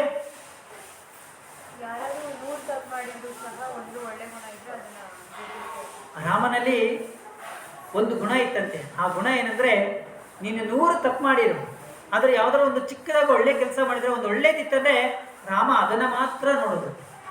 ಮತ್ತು ರಾಮನ ಒಂದು ಗುಣ ಹೇಗೆ ಅಂದರೆ, ಯಾರಿಗಾದರೂ ಒಬ್ಬರಿಗೆ ಒಂದು ಮಾತನ್ನು ಹೇಳಿದ್ರೆ ಒಂದೇ ಸರಿ ಹೇಳೋದು. ಏನಾರೇ ಒಂದು ಒಳ್ಳೆ ಸಜೆಷನ್ ಇರ್ಬೋದು, ಅಂತ ಏನೋ ಒಂದು ಒಳ್ಳೆ ವಿಚಾರ ಇರಬೇಕಂದ್ರೆ ಅದನ್ನು ಒಂದೇ ಸರಿ ಹೇಳೋದು, ಪದೇ ಪದೇ ಹೇಳೋದು. ಉದಾಹರಣೆಗೆ ಯಾರಾದರೂ ಒಂದು ಸರಿ ತಪ್ಪು ಮಾಡಿದ್ರು ಅಂತ ಅಂದ್ಕೊಳ್ಳಿ, ನಾವೇನು ಮಾಡ್ತೀವಿ? ಯಾವಾಗೋ ಒಂದು ಸರಿ ತಪ್ಪು ಮಾಡಿದರೆ ಅವನು ಅವಾಗ ಹಂಗೆ ಮಾಡ್ದ, ಅವನು ಅವಾಗ ಹಂಗೆ ಮಾಡ್ದ, ನೀನು ಹೀಗೆ ಮಾಡಿದೆ, ನಾವು ಅದ್ರ ಮನೆಗಳಲ್ಲಿ ನೋಡ್ತಾ ಇರ್ತೀವಿ, ಹೌದಲ್ಲ? ಹೇಳಿದ್ದೇ ಹೇಳ್ತಾ ಇರೋದು. ಅರೆ ರಾಮ ಒಂದು ಸರಿ ಹೇಳಿದಂಥ ಮಾತನ್ನ ಮತ್ತೆ ಯಾವತ್ತೂ ರಿಪೀಟ್ ಮಾಡೋದು. ಜೊತೆಯಲ್ಲಿ ಗುಣವಾನ್ ರಾಮ ಯಾಕೆ ಅಂದರೆ, remaining extremely humble despite of all the situation. ಜೊತೆಯಲ್ಲಿ ಎಲ್ಲ ಟ್ಯಾಲೆಂಟ್ಸ್ ಇದ್ದರೂ ಕೂಡ ವಿನಮ್ರನಾಗಿರೋದಿದೆಯಲ್ಲ, ಅದು ರಾಮನ ಗುಣಗಳು. ರಾಮ ಶಿವಧನಸ್ಸನ್ನು ಮುರಿದಿದ್ದಾನೆ. ರಾಮ ಚಿಕ್ಕ ಹುಡುಗನಾಗಿದ್ದಾಗ ಎಲ್ಲ ರಾಕ್ಷಸರ ಸಂಹಾರವನ್ನು. ರಾಮ ಎಷ್ಟು ಗುಣವಂತ, ರಾಮ ಅವನಲ್ಲಿ ಎಷ್ಟೊಂದು ಟ್ಯಾಲೆಂಟ್ ಇತ್ತು. ತುಂಬ ಚೆನ್ನಾಗಿ ಮಾತಾಡ್ತಾ ಇದ್ದ, ತುಂಬ ಚೆನ್ನಾಗಿ ವ್ಯವಹಾರ ಮಾಡ್ತಾ ಇದ್ದ. ಇಷ್ಟೆಲ್ಲ ಟ್ಯಾಲೆಂಟ್ ಇದ್ರೂ ಕೂಡ ರಾಮ ಯಾವಾಗಲೂ ಕೂಡ ವಿನಮ್ರನಾಗಿದ್ದ. ತುಂಬ ಫೇಮಸ್ ಇತ್ತು ರಾಮನಲ್ಲಿ, ತುಂಬ ನೇಮ್ ಇತ್ತು, ಫೇಮ್ ಇತ್ತು, ಎಷ್ಟೆಲ್ಲ ಐಶ್ವರ್ಯಗಳೆಲ್ಲ ಅವನಲ್ಲಿತ್ತು. ಆದರೂ ಅವನು ಯಾವಾಗಲೂ ಕೂಡ ವಿನಮ್ರನಾಗಿದ್ದ. ಆದರೆ ನೀವು ಅರ್ಥ ಮಾಡಿ, ಈ ಪ್ರಪಂಚದಲ್ಲಿ ಯಾರಿಗಾದ್ರೂ ಸ್ವಲ್ಪ ಐಶ್ವರ್ಯ ಬಂತು, ಸ್ವಲ್ಪ ನೇಮ್ ಬಂತು, ಸ್ವಲ್ಪ ಫೇಮ್, ಕೀರ್ತಿ ಬಂತು, ಅವ್ರು ಹೇಗಿರ್ತಾರಲ್ಲ, ಅವ್ರ ನೆಲದ ಮೇಲೆ ಯಾವತ್ತೂ ನಿಲ್ಲಲ್ಲ, ಹೌದಲ್ಲ? ಅವರೆಲ್ಲಿರ್ತಾರೆ, ಎಲ್ಲ ಸ್ಟೇಟಸಲ್ಲಿ, ಎಲ್ಲ ಫೇಸ್ಬುಕ್ಕಲ್ಲಿ, ಎಲ್ಲ ಯೂಟ್ಯೂಬಲ್ಲಿ, ಎಲ್ಲ ಕಡೆ ನನಗೇನಾದ್ರು ಚಿಕ್ಕದೊಂದು ಕೀರ್ತಿ ಬಂದರೆ ಆ ಕೀರ್ತಿ ಎಲ್ಲರೂ ಕೂಡ ಅವ್ರೇನು ಮಾಡ್ತಾ ಇರ್ತಾರೆ, ಪ್ರಚಾರ ಮಾಡ್ತಾರೆ. ಆದರೆ ಅವ್ರು ಯಾವತ್ತು ಇಷ್ಟೆಲ್ಲ ಇರ್ತಲ್ಲ, ಇವಾಗ ಅವ್ರ ಜೊತೆಯಲ್ಲಿ ಯಾರಾದರೂ ಇನ್ನೊಬ್ಬ ವ್ಯಕ್ತಿ ಏನಾದರೂ ಕೂಡ ಅಷ್ಟೇ ಕೀರ್ತಿ ಏನಾದರೂ ಅಷ್ಟೇ ಅದಕ್ಕಿಂತ ಇನ್ನು ಸ್ವಲ್ಪ ಹೆಚ್ಚಿಗೆ ಏನಾದ್ರು ಬಂತು ಅಂದರೆ ತಕ್ಷಣ ಅವ್ರ ಹ್ಯುಮಿಲಿಟಿ ಏನಾಗುತ್ತೆ.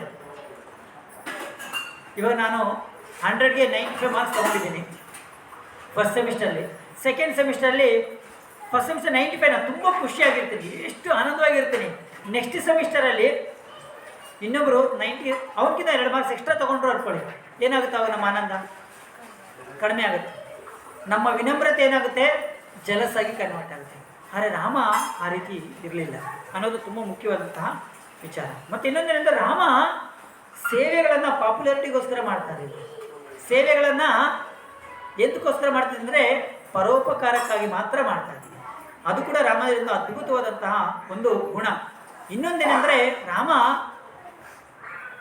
Same person inside out. ಅದರರ್ಥ ಏನು ಗೊತ್ತಾ? ಒಳಗಡೆ ಏನೋ ಹೊರಗಡೆ ಸೇಮ್ ಅದೇನೇನೆ. ಪಾರದರ್ಶಕತೆ, ಒಳಗೊಂದು ಹೊರಗೊಂದು, ಒಳಗೊಂದು ಹೊರಗೊಂದು ರಾಮನ ಗುಣ ಅಲ್ಲ. ನಮ್ಗೆ ಒಳಗೊಂದು ಹೊರಗೊಂದು, ಮೇಲೊಂದು ಕೆಳಗೊಂದು, ಅದು ಇಟ್ ಇಸ್ ಕ್ವೈಟ್ ಕಾಮನ್ ಅಲ್ವಾ? ಅದು ನಾವು ಒಬ್ಬರ ಹತ್ರ ಒಳಗಡೆ ಒಂದು ಯೋಚನೆ ಮಾಡ್ತಾ ಇರ್ತೀವಿ ಅವ್ರ ಬಗ್ಗೆ, ಆದರೆ ಹೊರಗಡೆ ಇನ್ನೊಂದ್ರ ಹೇಳ್ತಾ ಇರ್ತೀವಿ. ಆದರೆ ರಾಮ ಒಳಗಡೆ ಏನಿದೆಯೋ ಹಾಗೆ ಆ್ಯಸ್ ಇಟ್ ಇಸ್ ಹೊರಗಡೆ. ಜೊತೆಲಿ ರಾಮಲ್ಲಿ ಇನ್ನೊಂದು ಅದ್ಭುತವಾದಂಥ ಒಂದು ಗುಣ ಪ್ರಭು ಹೇಳಿದ್ರು, ಅವನದು ಮಾತು ಮಿತ, ಅವನದು ಮಾತು ಹಿತ. ಇನ್ನೊಂದು ಗುಣ ಏನು ಗೊತ್ತಾ? ರಾಮ ಯಾವಾಗಲೂ ಅವನೇ ಫಸ್ಟ್ ಮಾತಾಡ್ತಾ ಇದ್ದೀವಿ. ಯಾವುದಾದ್ರು ಒಂದು ಸಭೆಗೆ ಹೋದಾಗೋ ಅಥವಾ ಎಲ್ಲರೂ ಒಂದು ಯಾರಾದರೂ ಬಂದಾಗೋ ಅವನು ಖುದ್ದಾಗಿ ಯಾರಾದರೂ ಹಿರಿಯರಿದ್ದರೆ, ಯಾರಾದರೂ ಕಿರಿಯರಿದ್ದರೆ, ಏನೇ ಸಂದರ್ಭದಲ್ಲಿ ಮೊದಲು ಮಾತಾಡೋದು ಯಾರು ಅಂದರೆ ರಾಮ. ಸಾಮಾನ್ಯವಾಗಿ ಇದು ತುಂಬ ಒಳ್ಳೆಯ ಗುಣ ಇದು. ನಾವು ಯಾವಾಗಲೂ ಕೂಡ ಎಲ್ಲರೂ ಹೊರಗಡೆ ಹೋದಾಗ ಅಥವಾ ಯಾರು ನಾವು ಸಭೆಗಳಿಗೆ ಹೋದಾಗ ನಾವು ಮೊದಲು ಹಿರಿಯರು ಎಲ್ಲಿರ್ತಾರೆ ಅಥವಾ ಯಾರಿರ್ತಾರೆ ನಾವು ಹೋಗಿ ಅವ್ರ ಹತ್ರ ಮಾತಾಡಬೇಕು, ಮೊದಲು ನಾವು ಮಾತಾಡಬೇಕು.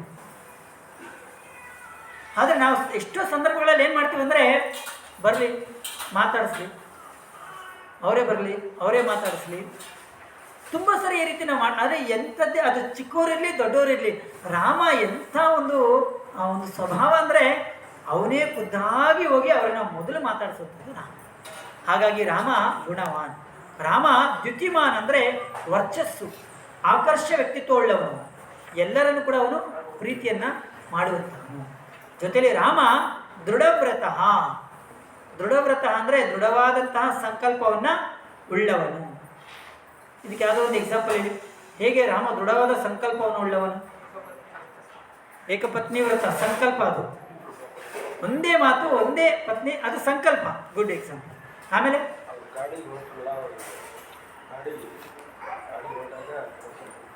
ಎಸ್, ನಾನು ಈಗ ಕಾಡಿಗೆ ಹೋಗ್ತೀನಿ ಅಂದರೆ ಆ ಒಂದು ಸಂಕಲ್ಪವನ್ನು ತುಂಬ ಚೆನ್ನಾಗಿ ಹೇಳಿದ್ರಿ. ನಾನು ಕಾಡಿಗೆ ಹೋಗ್ತೀನಿ ಅಂದರೆ ಸುಮಿತ್ರ ಹೇಳಿದ್ರು ಬೇಡ ಅಂತ, ಕೌಸಲ್ಯ ಹೇಳಿದ್ರು ಬೇಡ ಅಂತ, ಭರತ ಹೇಳಿದ ಬೇಡ ಅಂತ, ಲಕ್ಷ್ಮಣ ಹೇಳಿದ ಬೇಡ ಅಂತ. ಅದೆಲ್ಲ ಆದಮೇಲೆ ಕಾಡಿಗೆ ಹೋದ್ಮೇಲೆ ಕೂಡ ಮತ್ತೆ ಭರತ ಎಲ್ಲರನ್ನೂ ಕೂಡ ವಸಿಷ್ಠ ಮುನಿಗಳನ್ನು ಎಲ್ಲರನ್ನೂ ಕೂಡ ಕರ್ಕೊಂಬಂದು ಇಲ್ಲ ನೀವು ವಾಪಸ್ ಬನ್ನಿ ಅಂದರು. ಆದರೆ ರಾಮ ತನ್ನ ಸಂಕಲ್ಪವನ್ನು ಯಾವತ್ತೂ ಕೂಡ ಬಿಡಲಿಲ್ಲ. ಹಾಗಾಗಿ ಭಗವಂತ ರಾಮ ಯಾರು ಅಂದರೆ ಅವನು ದೃಢವಾದಂತಹ ಸಂಕಲ್ಪ ಉಳ್ಳವನು, ದೃಢತೆ. ಅರೆ ಇದನ್ನು ನಾವು ಸ್ವಲ್ಪ ಈ ರೀತಿ ಇದರಿಂದ ಏನು ಲೆಸನ್ ನಾವು ಅರ್ಥ ಮಾಡ್ಕೋಬೇಕಂದ್ರೆ ತುಂಬ ಸಿಂಪಲ್ಲು. ನಾವೆಲ್ಲ ಕಾಡಿಗೆ ಹೋಗುವಂಥ ಸಂಕಲ್ಪ ಮಾಡೋದು ಅಥವಾ ಎಲ್ಲವನ್ನು ಬಿಡುವಂಥ ಸಂಕಲ್ಪವನ್ನು ಮಾಡೋದು ಬೇಡ. ಆದರೆ ಶಿಕ್ಷಾ ಕಾರ್ಯಕ್ರಮದಲ್ಲಿ ಎಲ್ಲ ಒಂದು ಸಂಕಲ್ಪ ಮಾಡಿರ್ತೀವಿ. ಏನು ಗೊತ್ತಾ? 4 ನಿಯಂತ್ರಕ ತತ್ವಗಳನ್ನು ಫಾಲೋ ಮಾಡ್ತೀವಿ, ಸಂಕಲ್ಪ. ನಾವು ಪ್ರಸಾದವನ್ನೇ ತಿಂತೀವಿ, ಸಂಕಲ್ಪ. ಲೈಫ್ ಲಾಂಗ್ ಪ್ರಸಾದನೇ ತಿಂತೀವಿ ಅನ್ನೋ ಸಂಕಲ್ಪವನ್ನು ಒಂದನ್ನು ಫಾಲೋ ಮಾಡಿಬಿಟ್ರೆ ಖಂಡಿತವಾಗ್ಲೂ ಕೂಡ ನಾವು back to home, back to God. ಆದರೆ ನೀವು ಒಂದು ಸರಿ ಯೋಚನೆ ಮಾಡಿ, ನಾವು ಪ್ರಸಾದನೇ ತಿನ್ಬೇಕಂತ ಆದರೆ ಎಷ್ಟೋ ಸರಿ ನಾವೇನು ಮಾಡ್ತೀವಿ ಅಂದರೆ ರುಚಿಗೆ ಅದಕ್ಕೆ ತಕ್ಕಂಥ ಹೊರಗಡೆ ಎಲ್ಲ ನಾವೇನು ಮಾಡ್ತೀವಿ, ತಗೋತೀವಿ. ಅಂದರೆ ಯಾಕೆ ಹೇಳಿದೆ ಅಂದರೆ ಒಂದು ಸಂಕಲ್ಪವನ್ನು ಮಾಡೋದು ಅಷ್ಟು ಸುಲಭ ಅಲ್ಲ, ಅದನ್ನು ಲೈಫ್ ಲಾಂಗ್ ಫಾಲೋ ಮಾಡೋದು ಅಷ್ಟು ಸುಲಭ ಅಲ್ವೇ ಇಲ್ಲ. ಆದರೆ ರಾಮ ಒಂದು ಸರಿ ಅವನು ಸಂಕಲ್ಪ ಮಾಡಿದ್ರೆ ಖಂಡಿತವಾಗ್ಲೂ ಕೂಡ ಏನದು ಅವನು ಅದನ್ನು ಫಾಲೋ ಮಾಡ್ತಾನೆ. ಹಾಗಾಗಿ ರಾಮ ದೃಢವ್ರತ. ಜೊತೆಲಿ ರಾಮ ಜಿತಕ್ರೋಧ. ಸೊ ಫುಲ್ಲು ಕವರ್ ಮಾಡೋಕ್ಕಾಗಲ್ಲ, ಇನ್ನು 2 ವಿಚಾರ ಹೇಳ್ತಾ ಇವತ್ತಿನ ವಿಷಯನ ಎಂಡ್ ಮಾಡಿ. ರಾಮ ಜಿತಕ್ರೋಧ ಅಂದರೆ ಕೋಪವನ್ನು ಗೆದ್ದವನು. ರಾಮ ಏನಾದರೂ ಒಂದ್ಸರಿ ಕೋಪ ಬಾ ಅಂದರೆ ಕೋಪ ಬರ್ತಿತ್ತು, ಕೋಪ ಹೋಗು ಅಂದರೆ ಕೋಪ ಹೋಗ್ತಿತ್ತು. ನಮಗೆ ಕೋಪ ಯಾವಾಗ ಬರುತ್ತೋ ಗೊತ್ತಿಲ್ಲ. ಕೋಪ ಬಂದ ಮೇಲೆ ನಾವು ಕೋಪಕ್ಕೆ ದಾಸರು. ಕೋಪ ನಮ್ಮನ್ನು ಕಂಟ್ರೋಲ್ ಮಾಡ್ತೀವಿ, ನಾವು ಕೋಪ ಕಂಟ್ರೋಲ್ ಮಾಡ್ತೀವಾ? ಎಲ್ರಿಗೂ ಇದು ಅನುಭವ ಆಗುತ್ತಲ್ವಾ? ನಾವು ಕೋಪಕ್ಕೆ ವಶರಾದವರು. ಆದರೆ ರಾಮ ಆಗಲ್ಲ. ಕೋಪ ಬಾ ಅಂದರೆ ಕೋಪ ಬರ್ತಿತ್ತು, ಕೋಪ ಹೋಗು ಅಂದರೆ ಕೋಪ ಹೋಗ್ತಿತ್ತು.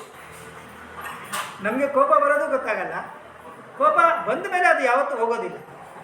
ಆದರೆ ಹಂಗಂತ ರಾಮನಿಗೆ ಕೋಪ ಇಲ್ಲ ಅಂದರೆ ಹೌದು ಕೋಪ ಬರ್ತಿತ್ತು. ಯಾವಾಗ ಅಂದರೆ ಯಾರಾದರೂ ಕರ್ತವ್ಯ ಪರಿಪಾಲನೆಯಲ್ಲಿ ಮಾಡಿಲ್ಲ ಅಂದರೆ, ಸುಗ್ರೀವ ಮಾತು ಕೊಟ್ಟಿದ್ದ, ಸೀತೆಯನ್ನು ಹುಡ್ಕೋದಕ್ಕೆ ನಾನು ಮಾಡ್ತೇನೆ. ಆದರೆ 4 ತಿಂಗಳಾದರೂ ಕೂಡ ಸುಗ್ರೀವ ಏನು ಮಾಡ್ದ? ಆ ಮಾತನ್ನು ಫಾಲೋ ಮಾಡಿಲ್ಲ, ಕರ್ತವ್ಯನ ಮರ್ತೋದ. ಆಗ ಕೋಪ ಮಾಡ. ಸಮುದ್ರ ದೇವತೆ ದಾರಿ ಬಿಡುವಂತ ರಾಮ ಖುದ್ದಾಗಿ 3-4 ದಿನಗಳು ಹಗಲು ರಾತ್ರಿ ಅಲ್ಲೇ ಕೂತ್ಕೊಂಡು ಪ್ರಾರ್ಥನೆಯನ್ನ ಮಾಡಿದ್ರು. ಆದರೆ ದಾರಿ ಬಿಡಲಿಲ್ಲ, ಕರ್ತವ್ಯಕ್ಕಾಗಿ ಕೋಪ ಮಾಡ್ಕೊಂಡ್ರು. ಅಂದರೆ ಕೋಪ ಅನ್ನೋದು ಕೂಡ ಎಲ್ಲ ಸನ್ನಿವೇಶಗಳಲ್ಲೂ ಕೂಡ ಎಮೋಷ್ನಲ್ ಆಗಿದ್ದಾಗ, ಯಾವುದೇ ಸಂದರ್ಭದಲ್ಲೂ ಕೂಡ ಸ್ಥಿತಪ್ರಜ್ಞನಾಗೋದಿದೆಯಲ್ಲ, ಅದು ಕೇವಲ ರಾಮ ಮಾತ್ರ ಸಾಧ್ಯ ಅನ್ನೋದಕ್ಕೆ ಒಂದು ವಿಚಾರ. ಇನ್ನೊಂದು ಕೃತಜ್ಞ. ಇದು ತುಂಬ ತುಂಬ ಮುಖ್ಯವಾದಂಥ ವಿಷಯ. ಕೃತಜ್ಞ ಅಂದರೆ ರಾಮ ಯಾವ ರೀತಿ ಅಂದರೆ, ಕಥಂಚಿನ್ ಉಪಕಾರೇಣ ಕೃತೇನ ಏಕೇನ ತುಷ್ಯತಿ. ಜೀವನದಲ್ಲಿ ಒಮ್ಮೆ ಆದರೂ ಕೂಡ ಯಾರಾದರೂ ಒಂದು ಚಿಕ್ಕ ಸಹಾಯವನ್ನು ಮಾಡಿದ್ರೂ ಕೂಡ ಅದು ಜೀವನ ಪೂರ್ಣ ರಾಮ ಅದನ್ನು ಸ್ಮರಣೆ ಮಾಡ್ತಾ ಇದ್ದಾನೆ. ಒಂದು ಎಕ್ಸಾಂಪಲ್ ಕೊಡಿ. ಅಳಿಲು ಸೇವೆ, ಆಮೇಲೆ ಜಟಾಯು ಸೇವೆ. ನೋಡಿ, ರಾಮ ಅದನ್ನು ಕೊನೆಯವರೆಗೂ ಕೂಡ ಅದನ್ನು ಅವ್ರು ಯಾವಾಗಲೂ ಕೂಡ ಸ್ಮರಣೆ ಮಾಡ್ತಾನೇ ಇದ್ರು. ಜಟಾಯುವಿಗೆ ರಾಮ ಮಾಡಿದಂಥ ಒಂದು ಕೃತಜ್ಞತೆ ಏನಂದರೆ, ಜಟಾಯು ಖುದ್ದಾಗಿ ತನ್ನ ತಂದೆಯ ಸ್ಥಾನದಲ್ಲಿದ್ದರು. ಆ ಜಟಾಯು ಮಾಡಿದಂತಹ ಸೇವೆಗೆ, ಆ ಸೀತೆಯನ್ನು ಅಪಹರಣ ಮಾಡ್ಕೊಂಡು ಹೋಗುವಾಗ ಅದನ್ನು ಕಾಪಾಡೋದಕ್ಕೆ ಆ ರಾಮ ತಗೊಂಡಂತಹ ಜಟಾಯು ಮಾಡಿದಂಥ ಸೇವೆಗೆ ಖುದ್ದಾಗಿ ರಾಮಚಂದ್ರ ಮುಂದೆ ನಿಂತು ಆ ಜಟಾಯುವಿನ ಎಲ್ಲ ಅಂತ್ಯ ಸಂಸ್ಕಾರವನ್ನು ಮಾಡ್ತಾರೆ. ಅದು ಕೃತಜ್ಞತೆ. ಯಾವಾಗಲೂ ಕೂಡ ಭಕ್ತಿ ಸೇವೆಯಲ್ಲಿ ಇದು ಪ್ರಭುಪಾದರು ಉಪದೇಶಾಮೃತದಲ್ಲಿ ಹೇಳ್ತಾರೆ, gratitude is the greatest attitude. ಭಕ್ತಿ ಸೇವೆಯಲ್ಲಿ ನೀವು ಮುಂದೆ ಹೋಗಬೇಕಂದ್ರೆ ನಿಮ್ಮ ಆ್ಯಟಿಟ್ಯೂಡ್ ತುಂಬ ಚೆನ್ನಾಗಿರ್ಬೇಕು. ಆ ಆ್ಯಟಿಟ್ಯೂಡ್ ಏನಂದರೆ ಅದು ಗ್ರ್ಯಾಟಿಟ್ಯೂಡ್. ಗ್ರ್ಯಾಟಿಟ್ಯೂಡ್ ಅಂದರೆ ಏನು? ಕೃತಜ್ಞತೆ. ನಮಗೆ ಯಾರಾದರೂ ಕಿಂಚಿತ್ತು ಸೇವೆಯನ್ನು ಮಾಡಿದ್ರೂ ಕೂಡ, ರಾಮನಿಗೆ ಗೊತ್ತಿದ್ದು ಮಾಡಿ ಗೊತ್ತಿಲ್ಲದೆ ಮಾಡಿ, ನೀವು ಹೇಗೆ ಮಾಡಿ ರಾಮ ಒಂದು ಸೇವೆಯನ್ನು ಮಾಡಿದರೂ ಕೂಡ ಜೀವನದ ಕೊನೆಯವರೆಗೂ ಕೂಡ ಆ ವಾನರರು ಮಾಡಿದಂಥ ಸೇವೆಯನ್ನು ರಾಮ ಪಟ್ಟಾಭಿಷೇಕ ಆಗಬೇಕಂದ್ರೆ ಎಲ್ಲರನ್ನು ಕೂಡ ಸ್ಮರಣೆ ಮಾಡ್ತಾರೆ. ಎಲ್ಲ ವಾನರನ್ನ ಕರ್ಕೊಂಡು ಹೋಗ್ತಾರೆ ಅಯೋಧ್ಯೆಗೆ. ಎಲ್ಲರನ್ನು ಕೂಡ ಹೆಸರಿಟ್ಟು ಹೇಳ್ತಾರಂತೆ, ಇವ್ರು ಈ ಸೇವೆ ಮಾಡಿದ್ರು, ಇವ್ರು ಈ ಸೇವೆ ಮಾಡಿದ್ರು, ಇವ್ರು ಈ ರೀತಿ ಸಹಾಯ ಮಾಡಿದ್ರು. ಹನುಮಂತನಿಗೂ ಕೂಡ ಹೇಳ್ತಾರಂತೆ, ಇಷ್ಟೆಲ್ಲ ಮಾಡ್ತಂತಂಗೆ ನನ್ನನ್ನು ಏನೂ ಕೊಡೋಕ್ಕಾಗಲ್ಲ, ಖುದ್ದಾಗಿ ತನ್ನನ್ನು ತಾನೇ ಕೊಟ್ಕೋತಾರೆ. ಇದು ರಾಮನಲ್ಲಿರುವಂಥ ಕೃತಜ್ಞತೆ. ಈ ಒಂದು ಕೃತಜ್ಞತಾ ಭಾವವನ್ನು ನಾವು ಎಲ್ಲಿವರೆಗೂ ಕೂಡ ಬೆಳೆಸ್ಕೊಳ್ಳೋದಿಲ್ವಲ್ಲ. ಪ್ರಭುಪಾದ ಹೇಳ್ತಾರಲ್ಲ, ಎಲ್ಲಿವರೆಗೂ ನಮ್ಮಲ್ಲಿ ಈ ಒಂದು ಆ್ಯಟಿಟ್ಯೂಡ್ ಇರಲ್ಲ ಅಲ್ಲಿವರೆಗೂ ಕೂಡ ನಾವು ಭಕ್ತಿ ಸೇವೆಯಲ್ಲಿ ಮುಂದೆ ಹೋಗೋದಕ್ಕೆ ತುಂಬ ಕಷ್ಟವಾಗುತ್ತೆ. ಇನ್ನು ಕೊನೆಯದಾಗಿ ಅನಸೂಯ. ರಾಮಾಯಣವನ್ನು ಕೇಳಿಸ್ಕೊಂಡ್ರೆ, ರಾಮನ ಗುಣಗಳನ್ನು ಕೇಳಿಸ್ಕೊಂಡ್ರೆ ಏನಾಗುತ್ತೆ? ಏನಾಗುತ್ತೆ? ಅಸೂಯೆ ಹೋಗುತ್ತೆ. ಅದಕ್ಕೆ ರಾಮಂದೊಂದು ಬೆಸ್ಟ್ ಎಕ್ಸಾಂಪಲ್ ಹೇಳಿ ನೋಡೋಣ. ಆವಾಗಲೇ ಮಾತಾಜಿ ಒಬ್ರು ಹೇಳಿದ, ಒಂದು ಉದಾಹರಣೆ ಹೇಳಿ. ರಾಮನಿಗೆ ಕೈಕೇಯಿ ಈಗ ರಾಜನಾಗುವಂಥ ರಾಮನನ್ನ ಕಾಡಿಗೆ ಹೋಗು ಅಂದರೆ ಆ ಒಂದು ಕೈಕೇಯಿ ಮೇಲೆ ಅವನಿಗೆ ಅಸೂಯೆ ಇಲ್ಲ, ದ್ವೇಷ ಇಲ್ಲ. ಭರತನ ಮೇಲೆ ಅಸೂಯೆ ಇಲ್ಲ, ದ್ವೇಷ ಇಲ್ಲ. ಖುದ್ದಾಗಿ ಯಾಕೆ? ರಾವಣನ ಮೇಲೂ ಕೂಡ ಅವನಿಗೆ ಅಸೂಯೆ ಇಲ್ಲ. ಇನ್ನೇನು ರಾವಣ ಇವತ್ತು ಕೊನೆಯ ದಿನ ಅವನು ಸಂಹಾರ ಆಗಬೇಕಂದ್ರೂ ಕೂಡ ಒಂದು ಅವಕಾಶವನ್ನು ಕೊಡ್ತಾನೆ. ರಾವಣ, ಇವತ್ತು ನಿನ್ನ ಮನೆಗೆ ಹೋಗು, ಯೋಚನೆ ಮಾಡು, ನಾಳೆ ಬಾ. ಅವನ ಮೇಲೂ ಕೂಡ ದ್ವೇಷ ಇಲ್ಲ, ಅಸೂಯೆ ಇಲ್ಲ. ಇದು ರಾಮನಲ್ಲಿರುವಂಥ ತುಂಬ ಅದ್ಭುತವಾದಂಥ ಒಂದು ಗುಣ. ಹಾಗಾಗಿ ರಾಮನನ್ನು ಏನಂತ ಕರೀತಾರೆ? ಮರ್ಯಾದಾ ಪುರುಷೋತ್ತಮ. ಎಲ್ಲ ಗುಣಗಳನ್ನು, ಮರ್ಯಾದ ಅಂದ್ರೇನು? ಸದಾಚಾರ. ಪುರುಷೋತ್ತಮ ಅಂದರೆ ಎಲ್ಲ ಸದಾಚಾರವನ್ನೇ ಆ್ಯಸ್ ಇಟ್ ಈಸ್ ಫಾಲೋ ಮಾಡಿದಂತಹ, ಉತ್ತಮವಾದಂತಹ ಹಂತದಲ್ಲಿ ಫಾಲೋ ಮಾಡಿದವರು ಯಾರು ಅಂದರೆ ಅದು ರಾಮಚಂದ್ರ. ಶ್ರೀ ರಾಮಚಂದ್ರ ಭಗವಾನಕಿ. ಎಲ್ಲ ಗುಣಗಳನ್ನು ಕೂಡ ಕೇಳಿಸ್ಕೊಂಡಂತಹ ನಾವು, ನಮಗೇನು ಲೆಸನ್? ನಾವೇನು ಪಾಠ ಕಲಿಬೋದಿದ್ರಿಂದ? ಇಷ್ಟೆಲ್ಲ ವಿಚಾರಗಳನ್ನು ತಿಳುವಳಿಕೆ ಪಟ್ಟ ಮೇಲೆ, ರಾಮನ ಗುಣಗಳನ್ನು ಕೇಳಿಸ್ಕೊಂಡ ಮೇಲೆ ನಮಗೇನು ಲೆಸನ್ನು? ವಿನಮ್ರನಾಗಿರಬೇಕು. ಆಮೇಲೆ ಆ ರಾಮನಲ್ಲಿಂದ ಎಲ್ಲ ಗುಣಗಳನ್ನು ಖಂಡಿತವಾಗ್ಲೂ ಕೂಡ ನಾವು ಫಾಲೋ ಮಾಡೋಕ್ಕಾಗಲ್ಲ. ಆದರೆ ಅಟ್ಲೀಸ್ಟ್ 1-2 ಒಂದು ಸ್ವಲ್ಪ ಮಟ್ಟಿಗೆ ನಾವೇನು ಮಾಡ್ಬೇಕು? ಅದನ್ನು ಫಾಲೋ ಮಾಡ್ಬೇಕು. ಆಮೇಲೆ ಮಾತಾಡಬೇಕಾದ್ರು ಕಡಿಮೆ ಮಾತಾಡಬೇಕು. ಓಕೆ. ಸೊ ಹಿತವಾಗಿ, ಮಿತವಾಗಿ, ಸ್ವಲ್ಪನೇ ಮಾತಾಡಿ. ಆಮೇಲೆ ಕರ್ತವ್ಯ ತುಂಬ ಚೆನ್ನಾಗಿರೋದು. ಭಕ್ತಿಯನ್ನು ಕೂಡ ಕರ್ತವ್ಯದಿಂದ ಮಾಡಬೇಕು. ಎಲ್ಲವನ್ನು ಕೂಡ ನೋಡಿ, ರಾಮ ಎಂಥ ಅದ್ಭುತ ಉದಾಹರಣೆ ಅಲ್ವಾ. ಹಕ್ಕಿಗಾಗಿ ಕೆಲಸ ಮಾಡಿಲ್ಲ, ಕರ್ತವ್ಯಕ್ಕಾಗಿ ಅವರು ಮಾಡ್ತಾ ಇದ್ದಾರೆ. ಗುಡ್. ಆಮೇಲೆ ಎಲ್ಲ ಸಮಯದಲ್ಲೂ ಹಾ, ಸಂಕಲ್ಪ, ದೃಢ ಸಂಕಲ್ಪ. ಆಮೇಲೆ ಸಮಚಿತ್ತರಾಗಿರ್ಬೇಕು. ಸಮಚಿತ್ತತೆ. ಆಮೇಲೆ ವಿದ್ಯಾವಾನ್. ವಿದ್ಯಾವಾನ್ ಅಂದರೆ ಯಾವಾಗಲೂ ಕೂಡ ಕಲಿಯುವಂತಹ ಸ್ವಭಾವ ಇರಬೇಕು. ಯಾರ ಹತ್ರ? ವೈರಿ ಹತ್ರ ಕೂಡ ನಾವೇನು ಮಾಡಬೇಕು? ಕಲಿಯುವಂತಹ ಸ್ವಭಾವ ನಮ್ಮಲ್ಲಿ ಇರಬೇಕು. ಸೊ ಇದೆಲ್ಲವನ್ನೂ ಕೂಡ ನಾವು ಸ್ಮರಿಸುತ್ತಾ ಆ ರಾಮನ ಅನುಗ್ರಹಕ್ಕೆ ನಾವೇನಾಗಬೇಕಂದ್ರೆ ಪಾತ್ರರಾಗಬೇಕು. ತುಂಬ ಮುಖ್ಯವಾಗಿ ನನಗೇನು ಅನ್ನಿಸ್ತು ಅಂದರೆ, ಅಟ್ಲೀಸ್ಟ್ ಎಲ್ಲ ಗುಣಗಳನ್ನು ಹೊಂದಿರುವಂತಹ ಭಗವಂತ ರಾಮ, ನಾವೆಲ್ಲರೂ ಕೂಡ ಆ ರಾಮನಿಗೆ ಸ್ವಲ್ಪ ಫ್ಯಾನ್ ಆಗಬೇಕು. ಇವೆಲ್ಲ ನಾವು ಫಾಲೋ ಮಾಡೋಕ್ಕಾಗಿಲ್ಲ ಅಂದರೂ ಕೂಡ ಇವತ್ತು ಎಷ್ಟೋ ಜನ ಸ್ಪೋರ್ಟ್ಸ್ ಮ್ಯಾನ್ಗೆ, ಹೀರೋಗಳಿಗೆ, ಹೀರೋಯಿನ್ಸ್ಗೆ ಫ್ಯಾನ್ಸ್ ಇರ್ತೀವಿ. ಆದರೆ ಅವರಲ್ಲಿ ಯಾವ ಗುಣಗಳು ಕೂಡ ಇರೋದಿಲ್ಲ. ಆದರೆ ಅವ್ರನ್ನೇ ನಾವು ಪೂಜೆ ಮಾಡ್ತಾ ಇರ್ತೀವಿ. ಆದರೆ ಕನಿಷ್ಠ ಇಷ್ಟೆಲ್ಲ ಗುಣಗಳಿರುವಂತಹ ರಾಮನಿಗೆ ನಾವೇನಾಗೋಣ? ಫ್ಯಾನ್ಸ್ ಆಗೋಣ ಅಲ್ವಾ. ಇನ್ನೊಂದು ತುಂಬ ಮುಖ್ಯವಾದಂಥ ವಿಷಯ, ಚೈತನ್ಯ ಮಹಾಪ್ರಭು ಹೇಳ್ತಾರೆ, ಒಬ್ಬ ಭಕ್ತನಾದಮೇಲೆ, ವೈಷ್ಣವರಾದಮೇಲೆ ಎಲ್ಲ ಗುಣಗಳನ್ನು ಬೆಳೆಸ್ಕೊಳ್ಳುವಂಥ ಪ್ರಯತ್ನವನ್ನು ನಾವು ಮಾಡಬೇಕಂತ. ಅದಕ್ಕೆ ಚೈತನ್ಯ ಚರಿತಾಮೃತದಲ್ಲಿ ಈ ಮಾತನ್ನು ಹೇಳ್ತಾರೆ. ಯದ್ಯಪಿ ಓತು ಮಿಹವೋ ಜಗತ್ತು ಪಾವನ ತೋಮ ಸ್ಪರ್ಶ ಪವಿತ್ರ ಹೋಯ ದೇವ ಮುನಿಗಣ. ಸನಾತನ ಗೋಸ್ವಾಮಿಗಳು ಶ್ರೇಷ್ಠವಾದಂಥ ವೈಷ್ಣವರ ಎಲ್ಲ ಗುಣಗಳನ್ನು ಅವ್ರು ಏನು ಮಾಡಿದ್ರಂತೆ? ಅವ್ರು ಅದನ್ನ ಅಳವಡಿಸ್ಕೊಂಡಿದ್ರಂತೆ. ಚೈತನ್ಯ ಮಹಾಪ್ರಭು ಹೇಳ್ತಾರೆ ಸನಾತನ ಗೋಸ್ವಾಮಿ ಅವರಿಗೆ, ಈ ಎಲ್ಲ ಗುಣಗಳನ್ನು ಹೊಂದಿರುವಂತಹ ನೀನು, ನಿನ್ನ ಕೇವಲ ಸ್ಪರ್ಶ ಮಾತ್ರದಿಂದ ದೇವತೆಗಳು ಕೂಡ ಏನಾಗ್ತಾರೆ ಅಂದರೆ ಪಾವನರಾಗ್ತಾರೆ. ಆ ಗುಣಗಳನ್ನು ನಾವು ಏನಾದ್ರು ಪರಿಪಾಲನೆ ಮಾಡಿದ್ರೆ ಏನಂತ ಆ ದೇವತೆಗಳು, ಸನಾತನ ಗೋಸ್ವಾಮಿ ಹೇಳ್ತಾ ಇದ್ದಾರೆ, ಎಷ್ಟು ಶ್ರೇಷ್ಠವಾದಂಥ ವೈಷ್ಣವ ನೀನು, ಈ ಎಲ್ಲ ಗುಣಗಳನ್ನು ನೀನು ಹೊಂದಿದೀಯಾ. ಹಾಗಾಗಿ ದೇವತೆಗಳು ಕೂಡ ನಿನ್ನನ್ನು ನೋಡಿ ನಿನ್ನ ಸ್ಪರ್ಶದಿಂದ ಅವರು ಪವಿತ್ರ ಆಗ್ತಾರೆ. ಹಾಗಾಗಿ ನಮಗೆ ಕೊಟ್ಟಂಥ ಸಂದೇಶ ಏನಂದರೆ, ನಾವೇನು ಮಾಡಬೇಕಂದ್ರೆ, ತಥಾಪಿ ಭಕ್ತ ಸ್ವಭಾವ ಮರ್ಯಾದಾ ರಕ್ಷಣ ಮರ್ಯಾದಾ ಪಾಲನ ಹೋಯ ಸಾಧುರ ಭೂಷಣ. ಹಾಗಾಗಿ ಮರ್ಯಾದೆ ಅಂದ್ರೇನು? ಸದಾಚಾರ. ಭಕ್ತರಾದವ್ರು ನಾವೇನು ಮಾಡ್ಬೇಕಾದ್ರೆ ಎಲ್ಲ ಸದಾಚಾರವನ್ನು ಏನು ಮಾಡಬೇಕಂದ್ರೆ ರಕ್ಷಣೆಯನ್ನು ಮಾಡಬೇಕಂತ.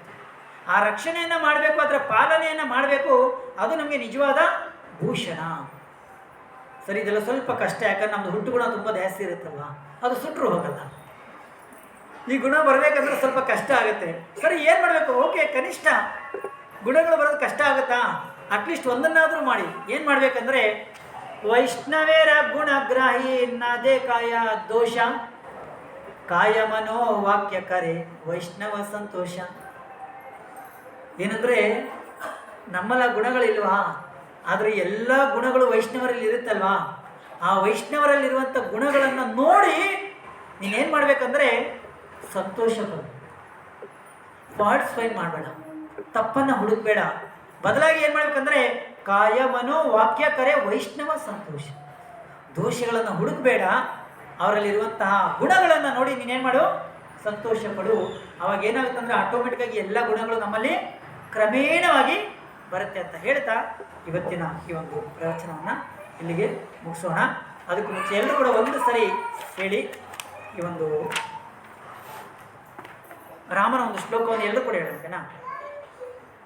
ರಾಮಾಯ ರಾಮಭದ್ರಾಯ ರಾಮಚಂದ್ರಾಯ ವೇದಸೇ ರಘುನಾಥಾಯ ನಾಥಾಯ ಸೀತಾಯ ಪತಯೇ ನಮಃ. ಶ್ರೀ ಶ್ರೀ ಸೀತಾರಾಮ ಲಕ್ಷ್ಮಣ ಹನುಮಾನ ಕೀ ಜಯ. ಎಲ್ಲರೂ ಕೂಡ ತುಂಬ ಧನ್ಯವಾದಗಳು. ಈ ಎಲ್ಲ ಗುಣಗಳು ಖಂಡಿತವಾಗಲೂ ಕೂಡ ಹೇಳಬೇಕಂದ್ರೆ, ಯಾಕಂದರೆ ಆ ಗುಣಗಳು ಯಾವುದೂ ನನ್ನಲ್ಲಿಲ್ಲ. ಅಟ್ಲೀಸ್ಟ್ ಹೇಳೋ ಮಾತ್ರದಿಂದ ಭಕ್ತರ ಸಮ್ಮುಖದಲ್ಲಿ ಸ್ವಲ್ಪ ಆದರೂ ಆ ಗುಣಗಳು ಬಂದರೆ ಅದರಿಂದ ಒಳ್ಳೇದಾಗಲಿ ಅನ್ನೋ ಒಂದು ವಿಚಾರ ಇಟ್ಕೊಂಡು ನಾನು ಈ ಒಂದು ಸೆಷನ್ ತಗೊಳ್ಳೋಗಿ ಯೋಚನೆ ಮಾಡಿದೆ. ಯಾಕಂದರೆ ಏನಾರು ಒಂದು ಹೇಳಬೇಕಂದ್ರೆ ಅದು ಒಳಗಡೆ ಇರಬೇಕಲ್ಲ. ಈಗ ಸಂತೋಷ ಹೇಳಬೇಕಂದ್ರೆ ಆ ಸಂತೋಷ ನಾನು, ಇವಾಗ ಜಾಮೂನ್ ಬಗ್ಗೆ ಹೇಳಬೇಕಂದ್ರೆ ಜಾಮೂನ್ ತಿಂದಿರಬೇಕು. ಭಗವಂತನ ಗುಣಗಳ ಬಗ್ಗೆ ಹೇಳಬೇಕಂದ್ರೆ ಗುಣ ನನ್ನಲ್ಲಿ ಇರಬೇಕು. ಆದರೂ ಕೂಡ ಒಂದು ಚಿಕ್ಕದಾದಂಥ ಒಂದು ಪ್ರಯತ್ನವನ್ನು ಎಲ್ಲ ಆಚಾರ್ಯರ ಒಂದು ಸೆಷನ್ಸ್ನ ಕ್ಲಾಸಸ್ನ ಕೇಳಿ same as it is repeat ಮಾಡಿದ್ದೀನಿ. ಸೊ ಇಷ್ಟು ಅವಕಾಶ ಮಾಡಿಕೊಟ್ಟಿದ್ದಕ್ಕೆಲ್ಲರೂ ಕೂಡ ಧನ್ಯವಾದಗಳು. ಹರೇ ಕೃಷ್ಣ. ಏನಾದರೂ ಪ್ರಶ್ನೆ ಅಥವಾ ಏನಾದರೂ ಕಾಮೆಂಟ್ಸ್ ಇತ್ತಂದರೆ ಹೇಳ್ಬೋದು, ಇಲ್ಲಾಂದರೆ ಮುಂದಿನ ಕಾರ್ಯಕ್ರಮವನ್ನು ಪ್ರಾರಂಭ ಮಾಡ್ಬೋದು. ಭಗವದ್ಗೀತೆ 9 ಸ್ಕಂದ ತಾವು ಪ್ರಸ್ತಾಪ ಮಾಡಿದ್ವಿ. ಎಷ್ಟನೇ ಶ್ಲೋಕ ಅಧ್ಯಾಯ ಅಂತ ನಾನು ಸರಿಯಾಗಿ ಕೇಳಕ್ಕಾಗಲಿಲ್ಲ. ಹೌದಾ? ಭಗವದ್ಗೀತೆಯಲ್ಲಿ 9ನೇ ಅಧ್ಯಾಯ 31ನೇ ಶ್ರೀಮದ್ ಭಾಗವತದಲ್ಲಿ 9ನೇ ಸ್ಕಂದ 11ನೇ ಅಧ್ಯಾಯ ಶ್ಲೋಕ 23ರಲ್ಲಿ ಈ ಒಂದು ಉಲ್ಲೇಖ 9.11.20.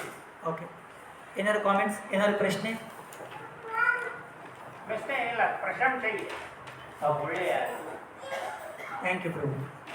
ಎಸ್, ಇದು ನೀವು ಹೇಳಿದ್ರೆ ಇರಸ್ಪೆಕ್ಟ್ ಆಫ್ ಪೀಪಲ್ಸ್ ಒಪಿನಿಯನ್, ಅದು ಜನ ಏನು ಅನ್ಕೊಂಡ್ರು ಕೂಡ ಅವರು ಧರ್ಮನ ಅವ್ರದ್ದೇನು ಕರ್ತವ್ಯ ಇದೆ ಅದನ್ನ ಪಾಲನೆ ಮಾಡ್ತಾರೆ. ಅದು ಯಾರೋ ಒಬ್ರು ಬಟ್ಟೆ ಒಗೆಯವರು ಸೀತೆ ಮೇಲೆ ಅಪವಾದ ಮಾಡಿದಾಗ ಅವರು ಕಳಿಸ್ಬಿಡ್ತಾರೆ. ಅದು ಹಿಂಗೆ ಅವ್ರ ಪೀಪಲ್ ಅವ್ರ ಒಪಿನಿಯನ್ ಅವರೇ ಇದರಿಂದನೇ ನೋಡ್ತಾರೆ. ಓಕೆ. ಎಲ್ರಿಗೂ ಕೂಡ ಕಾಮನ್ ಪ್ರಶ್ನೆ ಇದು, ಎಲ್ಲರೂ ಕೂಡ ಕೇಳೋರೇ ಪ್ರಶ್ನೆ. ಯಾರೋ ಒಬ್ಬ ಅಗಸ ಹೇಳಿದಂಥ ಮಾತಿಗೆ ರಾಮ ಸೀತೆಯನ್ನು ಕಾಡಿಗೆ ಕಳಿಸ್ಬಿಟ್ರು. ಸೊ ಅವಾಗ ಅವ್ರ ಒಪಿನಿಯನ್ ಯಾಕೆ ತೊಗೋಬೇಕಾಗಿತ್ತು? ಅವ್ರ ಒಪಿನಿಯನ್ ತೊಗೊಂಡು ಕಳಿಸಿದ್ರಾ, ಇಲ್ಲಾಂದರೆ ಯಾಕೆ ಕಳಿಸಿದ್ರು ಅನ್ನೋದು ಒಂದು ವಿಷಯ. ಇದೊಂದು ಪ್ರಶ್ನೆ ಯಾವಾಗಲೂ ಇರುತ್ತೆ. ರಾಮ ಯಾಕೆ ವಾಲಿಯನ್ನು ಹಿಂದೆಯಿಂದ ಕೊಂದು, ಆ ಪ್ರಶ್ನೆ ಇರುತ್ತೆ. ಈ ಥರ ಕೆಲವೊಂದು 2-3 ಪ್ರಶ್ನೆ ಯಾವಾಗಲೂ ಇರುತ್ತೆ. ಸೊ ಆ್ಯಕ್ಚುಲಿ ನಾರ್ಮಲಾಗಿ ಹೇಳ್ಬೇಕಂದ್ರೆ ಸೀತೆಯನ್ನು ರಾಮ ಕಾಡಿಗೆ ಕಳಿಸಿಲ್ಲ, ಆದರೆ ಆ ಒಂದು ವಾಲ್ಮೀಕಿ ಮುನಿಗಳ ಆಶ್ರಮಕ್ಕೆ ಕಳಿಸಿದ್ರು. ಅಲ್ಲಿಗೆ ಕಳಿಸಿರೋದ್ರಿಂದ ಸೀತೆಗೆ ಏನು ಬೇಜಾರಾಗಿಲ್ಲ, ಮೊದಲನೇ ವಿಚಾರ. ಎರಡನೇದಾಗಿ ಸೀತೆಯನ್ನು ಕಳಿಸಿ ರಾಮ ಯಾವತ್ತೂ ಕೂಡ ಖುಷಿಯಾಗಿಲ್ಲ, ಅದು ಎರಡನೇ ವಿಚಾರ. ಆದರೆ ಈ ವಿಷಯ ಇಟ್ಕೊಂಡು ಯಾವಾಗಲೂ ಕೂಡ ನಾವೇನು ಮಾಡ್ತಾ ಇರ್ತೀವಿ ಅಂದರೆ ರಾಮ ಹಂಗೆ ಮಾಡಿದೆ, ರಾಮ ಹಂಗೆ ಮಾಡಿದೆ, ರಾಮ ಹಂಗೆ ಮಾಡಿದೆ. ಅರೆ, ನಾನು ಪ್ರಾರಂಭದಲ್ಲಿ ಒಂದು ಮಾತು ಹೇಳಿದೆ, ಏನಂದರೆ ರಾಮ ಚರಿತ್ರವಾನ್, ಜೊತೆಲಿ ಸ್ಪಾಟ್ಲೆಸ್.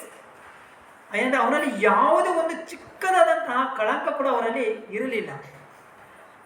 ಈ ಒಂದು ಕಾರ್ಯದ ಹಿಂದೆ ರಾಮ ಒಬ್ಬ ರಾಜನಾಗಿ ಹೇಗಿರಬೇಕಂದ್ರೆ, ಮರ್ಯಾದಾ ಪುರುಷೋತ್ತಮನಾಗಿ ಹೇಗಿರಬೇಕಂದ್ರೆ, ಒಂದು ಚಿಕ್ಕದಾದಂತಹ ಕಳಂಕ ಕೂಡ ಆ ರಾಜನ ಮೇಲೆ ಇರಬಾರ್ದು. ಯಾರಾದರೂ ರಾಮನಲ್ಲಿ ಒಂದು ತಪ್ಪನ್ನು ಹುಡುಕ್ತಾ ಇದ್ದಾರೆ, ರಾಮ ಈಗ ಮಾಡಿ ಹಾಗಾಗಿ ನಾನು ನಿನ್ನನ್ನು ಅಂತ ಒಂದು ತಪ್ಪು ಹುಡುಕಿದ್ದಾರೆ ಅಂದರೆ ಅದು ರಾಜನಿಗೆ ಅದು ಚಿಕ್ಕದಾದಂಥ ಕಳಂಕ. ಹಾಗಾಗಿ ರಾಜನಾಗಿ ರಾಮ ಏನು ಮಾಡಿದ್ರು ಅಂದರೆ ಆ ಒಂದು ಚಿಕ್ಕದಂಥ ಕಳಂಕ ಕೂಡ ಇರಬಾರ್ದು, ಆ ರೀತಿ ರಾಜನಾಗಿ ಸೇವೆಯನ್ನು ಮಾಡಬೇಕು. ಆ ಕಾರಣದಿಂದ ಸೀತೆಯ ಒಂದು ಆಸೆ ಕೂಡ ಒಂದಿತ್ತು. ನಾನೇನು ಮಾಡಬೇಕಂದ್ರೆ ಯಾವಾಗಲೂ ಕೂಡ ಋಷಿಮುನಿಗಳ ಬಳಿ ಇರಬೇಕು, ಅವರ ಜೊತೆ ಇದ್ದು, ಯಾಕಂದರೆ ಪ್ರೆಗ್ನೆಂಟ್ ಆದಂತಹ ಸೀತಾದೇವಿ ಅಲ್ಲಿದ್ದು ಅವರ ಜೊತೆ ನಾನೇನು ಮಾಡಬೇಕು, ಕಾಲವನ್ನು ಕಳಿಬೇಕು ಅಂತ ಆಸೆ ಇತ್ತು. ಜೊತೆಲಿ ಈ ಒಂದು ಕಳಂಕ ಕೂಡ ಬರಬಾರ್ದು ಅಂತ ರಾಮ ಏನು ಮಾಡ್ತಾರೆ ಅಂದರೆ, ಹೇಳಿದ್ನಲ್ಲ ಮತ್ತೆ ಇದು ಯಾವಾಗ ನೆನ್ಪಿಟ್ಕೊಳ್ಳಿ, ಕಾಡಿಗೆ ಹೋಗಿಂದ ಸೀತೆಗೆ ಬೇಜಾರಿಲ್ಲ, ಜೊತೆಲಿ ಸೀತೆನ ಕಳಿಸಿದ ಮೇಲೆ ರಾಮ ಇಲ್ಲಿ ಆನಂದವಾಗೂ ಇಲ್ಲ. ಆದರೆ ಇದೊಂದು ಮಾದರಿಯಾಗಿ ತೋರಿಸೋದಕ್ಕೋಸ್ಕರ ಈ ಒಂದು ವಿಷಯವನ್ನು ಮಾಡ್ತಾರೆ ವಿನಃ ಅವ್ರ ಒಪಿನಿಯನ್ ತೊಗೊಂಡು ಕಳಿಸಿಲ್ಲ. ಓಕೆನಾ? ಬೇರೆ ಏನಾದರೂ ಪ್ರಶ್ನೆ?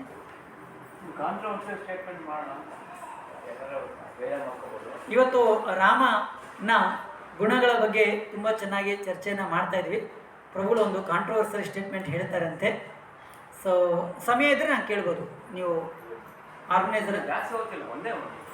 ಎಸ್ ಪಿತೃವಾಕ್ಯ ಪರಿಪಾಲನೆ ಮಾಡೋಕ್ಕಾಗಲ್ಲ, ಪತ್ನಿ ವಾಕ್ಯ ಪರಿಪಾಲನೆ ಮಾಡೋಕೆ ತಪ್ಪಾಗುತ್ತಾ?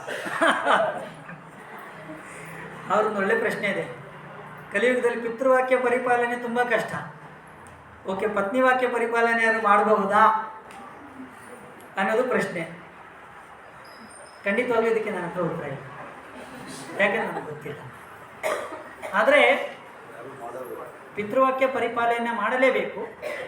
ಆದರೆ ಪತ್ನಿಯಾದವರು ಭಕ್ತಿ ಸೇವೆಗೆ, ನ್ಯಾಯಕ್ಕೆ, ಧರ್ಮಕ್ಕೆ ಅನುಗುಣವಾಗಿ ಏನಾದ್ರು ಒಂದು ಮಾತನ್ನು ಹೇಳಿದರೆ ಸ್ವೀಕಾರ ಮಾಡೋದು ತಪ್ಪೇನಿಲ್ಲ. ಉದಾಹರಣೆಗೆ ದ್ರೌಪದಿ ಎಷ್ಟೋ ಸಲಹೆಗಳನ್ನು ಪಾಂಡವರಿಗೆ ಕೊಟ್ಟರು, ಸ್ವೀಕಾರ ಮಾಡಿದ್ರು, ತಪ್ಪೇನಿಲ್ಲ. ಆದರೆ ದಾಸರು ಒಂದು ಮಾತನ್ನು ಹೇಳ್ತಾರೆ, ಹೆಂಡತಿ ಮಾತನ್ನು ಕೇಳಿ ತಂದೆ ತಾಯಿಗಳನ್ನು, ಬಂಧು ಬಳಗದವರನ್ನು, ಸೋದರ ಸೋದರಿಯರನ್ನು ಇವರನ್ನೆಲ್ಲ ದೂರ ಮಾಡಿದಂತಹ ಪಾಪ ನನಗೆ ಬಂದಿದೆ, ಅಂಥ ಪಾಪಗಳನ್ನು ನಾವು ಮಾಡಬಾರ್ದು ಅಷ್ಟೇ.